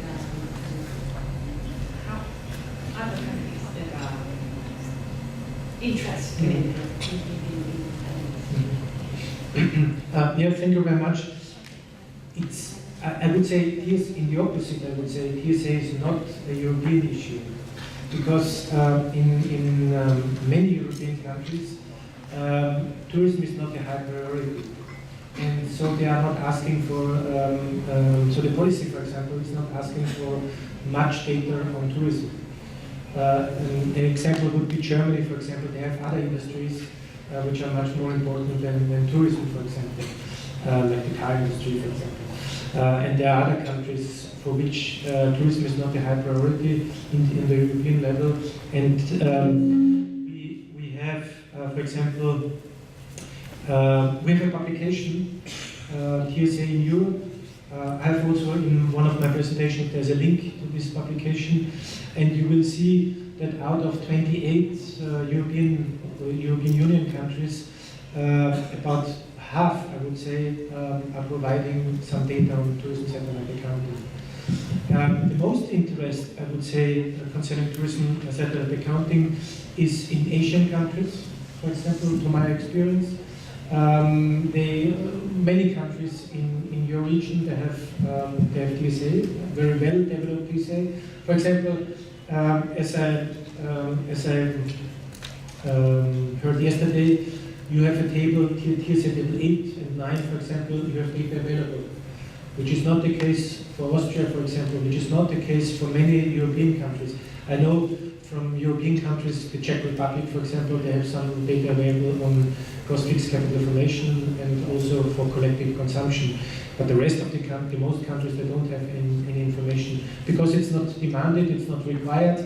In our case, the ministry is asking, let's say, only for the GDP share, for the expenditure and so on, and not too much interested in investment and so on. I think they are interested in investment, but not in particular concerning this TSA data.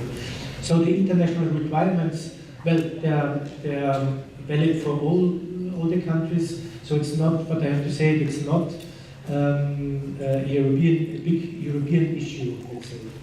So it's, I would say, outside of Europe, the countries are more interested in these kind of things than, or developing TSA than in Europe. And to my experience, there was a survey done by UNWTO, but I have to say it was 8 years ago, that about 70 countries in the world at this time, so it was 2010, they are having a kind of TSA.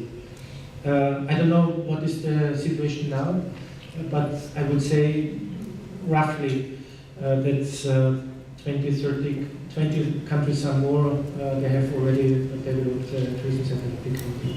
And I have to say, one of the advantage of satellite accounting is the fact that you have rather comparable data with other countries. Because if you compare data based on border statistics and you compare the data with based on accommodation statistics, in fact they are not comparable. Because in border statistics you have also included same-day visitors, or you should have included also same-day visitors, which is not available based on accommodation statistics. In border statistics, you can ask also the people about the purpose of the visits, and it can include also visiting friends and relatives, for example, which is not included in accommodation statistics. But in the TSA, you have all this kind of information, and they are quite good comparable between countries. Of course, I have to say, of course, the methods how you're receiving the data for TSA might be different in a way. By the way, in the moment, the UN Statistical Division is developing with some experts a compilation guide concerning tourism satellite accounting. And the idea of this compilation guide is to mention country experiences, how countries doing different aggregates, how countries are making estimations concerning the direct gross value added, the direct GDP, how some tables are compiled, for example, like the gross fixed capital formation table and so on. And this is quite useful information for the countries, because for the recommended methodology framework does not mention too much about how to do it. And the idea is of this compilation guide is to provide more information how TSA is done. It's a kind, let's say it's a kind of cookbook. You have a recipe how the TSA tables are done. And I think this is quite useful for all of the countries. We have a kind of compilation guide in Europe, and I put also the link somewhere for this compilation guide. And this is also quite useful because then you can look to the compilation guide. The country A is doing this like this, and maybe you can use some information out of this guide. Please.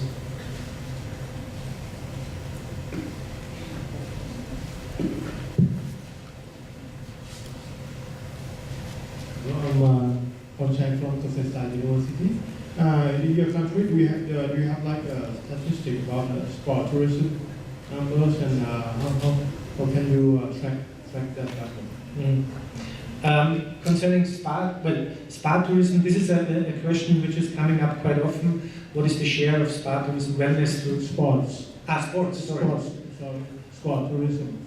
Sports. Foreigners come to your country and they go for watching soccer games or what kind of activities they come and do in your country.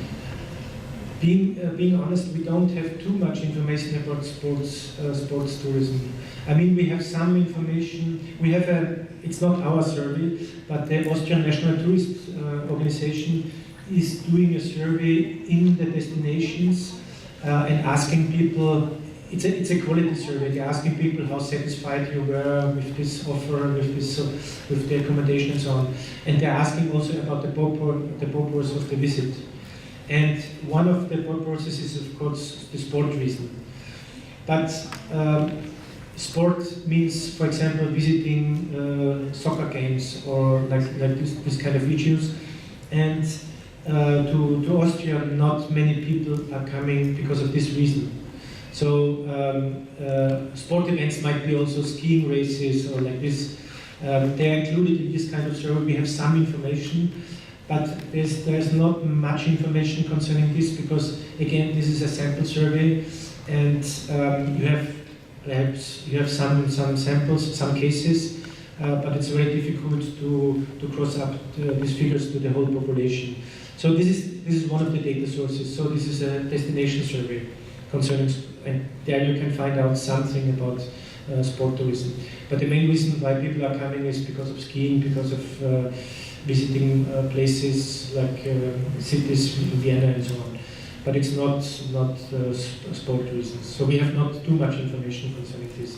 And as I already mentioned, we don't have any border surveys because we have no borders, in fact, in Schengen area. So we have not the possibilities to ask the people directly in the borders. Of course, I think some years ago, in 2008, there was the European Championship of soccer, and of course there's some people coming because of this event, but mainly they're not coming because of this. Thank you.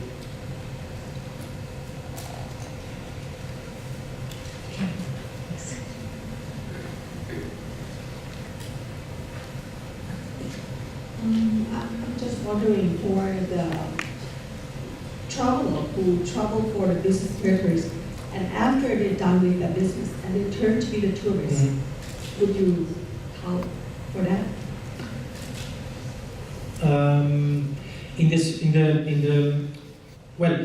If somebody is going, when we have the survey concerning the purpose of visiting a place, and when the respondent is saying, I'm doing a business trip, let's say a business trip, and afterwards I'm doing some holidays, then we still define this person as a business trip, because the main reason why he's going to a place was the business trip, and not the leisure purpose or the holiday purpose. So we define this trip as still as a business trip. But it's not very often the case that you go for a holiday and afterwards you have some business meetings. then it would be still a holiday trip, because the main reason why you are traveling was the business reason and not the holiday reason. But in many cases, of course, the people say, well, I have a business trip and then I stay some days more. But the main reason, again, was the business reason. Because the recent trend, it's going to be the pleasure type of trip. Yeah. So the travel and the pleasure trip will come together. Yeah. All right. Some more comments or discussion? Please welcome. Some more question, please.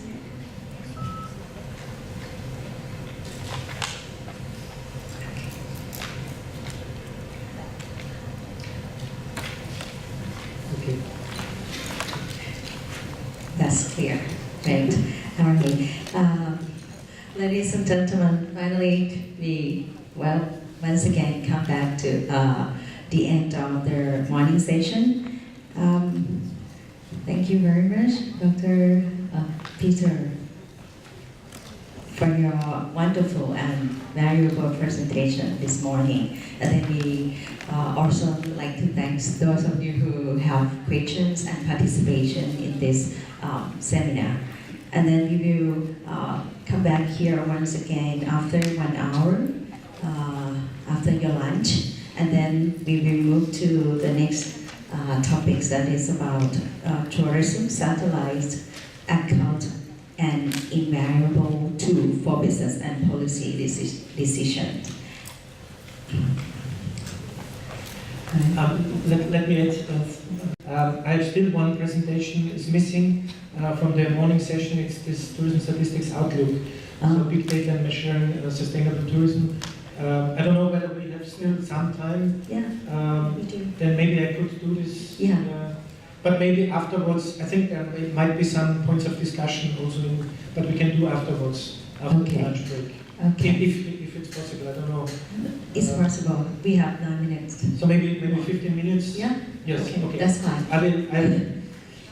I will do it as quickly as possible. Okay, very good. Okay. So because I think it's a quite important issue concerning tourism statistics outlook, and as I mentioned before, there are two issues which I want to mention. It's big data and measuring sustainable tourism. So these are the two things. First of all, big data. I would like to say a little bit about big data. Well, big data, as you might know, is data of high volume. There are a lot of data around. So, for example, as we know all, and sometimes there are some problems also concerning data confidentiality. Facebook is using our data, of course. And Google is using the data, and this is part of this big data story. There is data available very speedy, let's say. So you have daily actual or daily data available, or you could have data daily available, and there's a variety of data available, of course. And this is more or less, so these three notions, volume, velocity, and variety, are the three main notions which are defining, let's say, big data. So concerning tourism, what are the tourism relevant data sources based on big data? So of course the most important, I would say, at least from my point of view, and there is some research going on in many countries, it's concerning mobile network operator data, so mobile positioning data, and I will come back on this in a minute. Of course, you can use smart mobile devices data from smartphones. GPS information might be available.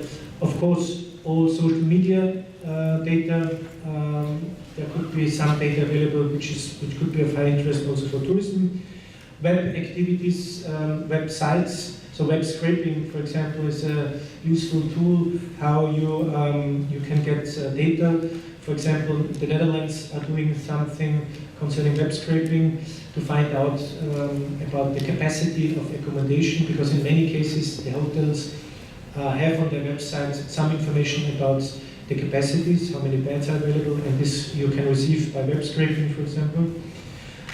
Flight booking systems could be a data source. I always say could, because it's not so easy to receive this kind of data. Stores cashier data could be a data source, also for tourism purposes. In Austria, in the moment, we are receiving, or will receive, very near future data from for the price statistics, for the consumer price index, from the stores, because all data are available in the stores, because the prices are scanned, and this data are already available. Financial transactions like the credit debit card information is available. Sensor-based data are available, like travel, transport, traffic routes data could be available. So counting, let's say, the cars. Satellite images could be available. Maybe less interest in the tourism field, but in the agricultural field, quite interesting. And there is another issue: smart meter. Smart energy meters information, which is maybe more, I think, a European issue. You can measure the electricity, the used electricity per household by these smart meters automatically. And for tourism purposes, it would be quite useful because you can use this kind of data to find out when a second home is used and when a second home is not used. And based on this, because when it's not used, there's no electricity use. And this kind of data could be useful to find out more about second homes, how often they are used, and so on. And you can, based on this, you can do some estimations about the duration of stay and so on. It would be quite useful.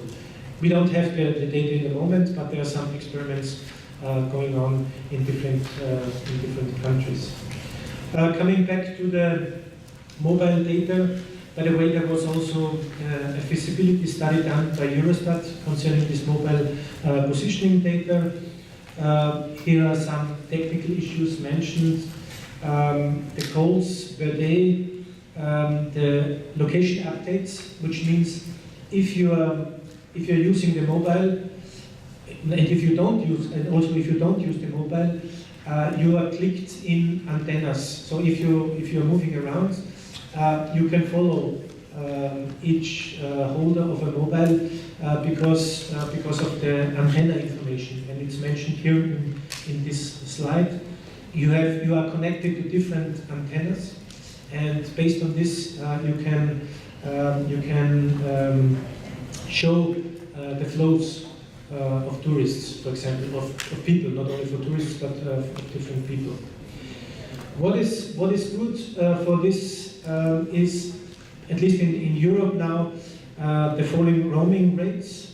So it's you can use your mobile device at the same price in all European countries. So it doesn't matter if you stay in Italy, you have the same price as you stay in your own country. And the growing penetration of the use of mobile devices. Of course, nearly everybody has a mobile phone. Some have two, some have three, but the most people use these mobile devices. Well, the expectations of this mobile data is to be more efficient, to reduce respondents' burden, because anyway you're using these mobile devices, and you're not asking the people about their flows, about their movements. You can use this. You could use this kind of information. You can make regional estimates, of course, because you know exactly, because of this kind of information, where the people are. There is information. It can not replace traditional surveys, but it can supplement traditional surveys, I would say. It can improve the quality because you don't have any sampling error. It can harmonize the data in a way because you're using the same data source, let's say. And it could be also cost efficient because you don't have to do an own survey, you only use this kind of data. But there are some risks and constraints, of course, concerning this data. There's the legal uncertainty. What does it mean? That sometimes you have to change the legal basis to receive this kind of data. It's not so, it sounds easy to receive this data, in particular as an official institution, but it's not so easy. Then, of course, the data confidentiality issue, so the private data protection legislation is very different from country to country, and at least in Europe, we have a very strict data protection law now starting at the end of May. This is very strict concerning using the personal data, and this affects also this kind of data. Here it's mentioned the monetization of project, which means that the mobile network operators see this mobile positioning data as a known business more and more, because they are saying, well, with phoning they don't make a big money anymore, so they're using different business models, and one of these business models is of course using this mobile positioning data. Of course, based on this data, it's not possible to find out if this person is a traveler or is a tourist or is a commuter or this person is a seasonal worker. So it's not only based on this information, it's not possible to define a visitor in the tourism statistics sense. Of course, there is the problem also that when you are staying in a country for a while, then you're using local SIM cards. And so, for example, if I would stay, let's say, half a year in Thailand, I would buy a local SIM card because it's much cheaper than using their own SIM card, of course, to phone. And then in this kind of statistics, I would be defined as a person from Thailand. And therefore, it's not so. It's tricky also to find out whether this person, from where this person is. In the majority, of course, they have their own SIM cards, but in many cases, in many other cases, this might be different. The quality and the comparability of over time might be changing, of course, with this kind of data. The independence is a problem because you are depending very much on the mobile network operators when you are receiving this kind of data, and they are free. I mean, they don't depend on statistical institutes and so on. So they might say one time, well, you don't receive this kind of data, we don't send the data, and then the whole project is over. Skills, you have to have very different skills in the office. Data scientists. This is one of the keywords now to handle. So these are people to handle very huge amount of data, and you have to have this kind of people, of course. And trust. Yes, you have to trust on this data you are receiving from these private organizations. Yes, this is just to mention that you have to trust on this kind of information. Well, here it's mentioned a little bit about the situation in Austria. We have contacts with 2 mobile network operators in the moment. There is a project running on the European level, and we will have results hopefully end of this year concerning this project. We have received some data based on mobile positioning data from Estonia. Estonia is very well developed in this field. They seem to have very good contacts with their mobile network operators, and there is a university institute and a private company which are dealing with this kind of information. And they are very, very well developed in this field, but to my knowledge, it's, at least in the European countries, it's the only country who is dealing quite a lot with this kind of information. And that's why we were receiving some information from Estonia, and we compare this information with our data. And this is quite interesting. You see on the one side the total trips to Austria from Estonia based on this mobile data. And on the other side, you have this in tourist accommodation, I have to say, so in rented tourism accommodation. And on the other side, we have information from based on our accommodation statistics. So the number of Estonian people in our accommodation statistics, and you see the development is quite parallel. So this is an analysis based on monthly survey on a monthly basis, and you see it's quite comparable. There is another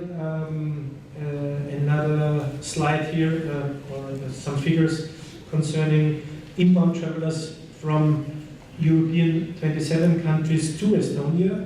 And again, the blue line is based on mobile positioning data in Estonia, and the other one is the European Union data for those who are going to Estonia. And you see it's quite parallel. I mean, the amount or the total amount is a little bit different, so the absolute value is a little bit different. The mobile phone data are more, because this is due to the fact that mobile data is including some more than only tourists, as I mentioned before. So this might be, let's say, the traveler, based on the traveler concept. But nevertheless, you see it's quite a parallel development here. And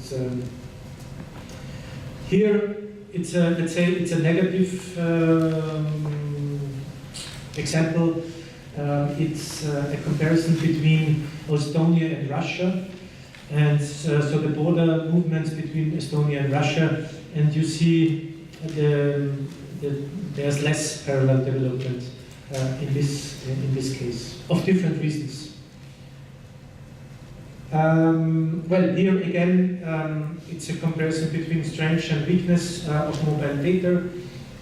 So there are some pros and some cons. I think the most I've already mentioned. And last but not least here, concerning big data, this is a scenario mentioning here a little bit about the development of tourism statistics. You see the most still is done by household surveys, by business statistics, by business surveys and so on. So it's in the middle. So this is the short-term scenario. And there are some additional data sources available. These are these green marked balls. The medium-term scenario is saying that tourism statistics is in the middle. And in addition, there is still service on businesses and on persons is still a very important data source, but it's not the center of all tourism statistics information. And last but not least, and this is a longer-term scenario, the business statistics and household surveys are less important, and more important are additional mobile phone data, but other data sources based on big data. Okay, maybe just to finish with this slide, and I think in the afternoon I will do the next one concerning sustainable tourism. So what I think in concluding is studies and best practices is a good starting point in relation to big data. But what has to be taken into account is cost-benefit considerations. I think this is quite important. Big data provide a good estimate, but from my point of view and my experience, for the moment at least, it does not substitute the traditional surveys. So it's a very important supplementary data source. It is good as a basis for estimates, but it cannot substitute totally all other surveys of different reasons.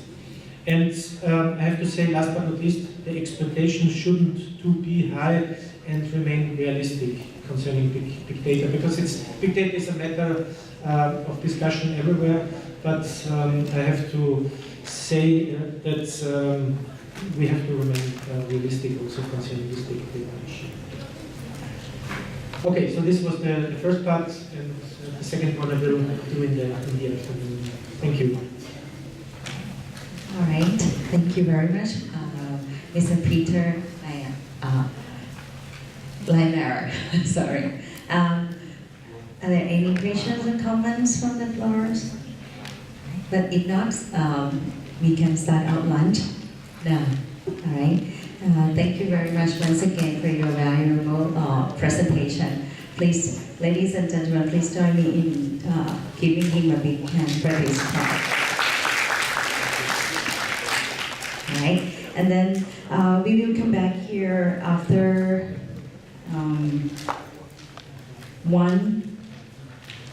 we will come back here at 1:30. And at 1:15 we will have the registration for the afternoon sessions, right? So those of you who have their headphone with you, you can give it back to the staff at the registration, and then in the afternoon we can get it back once again.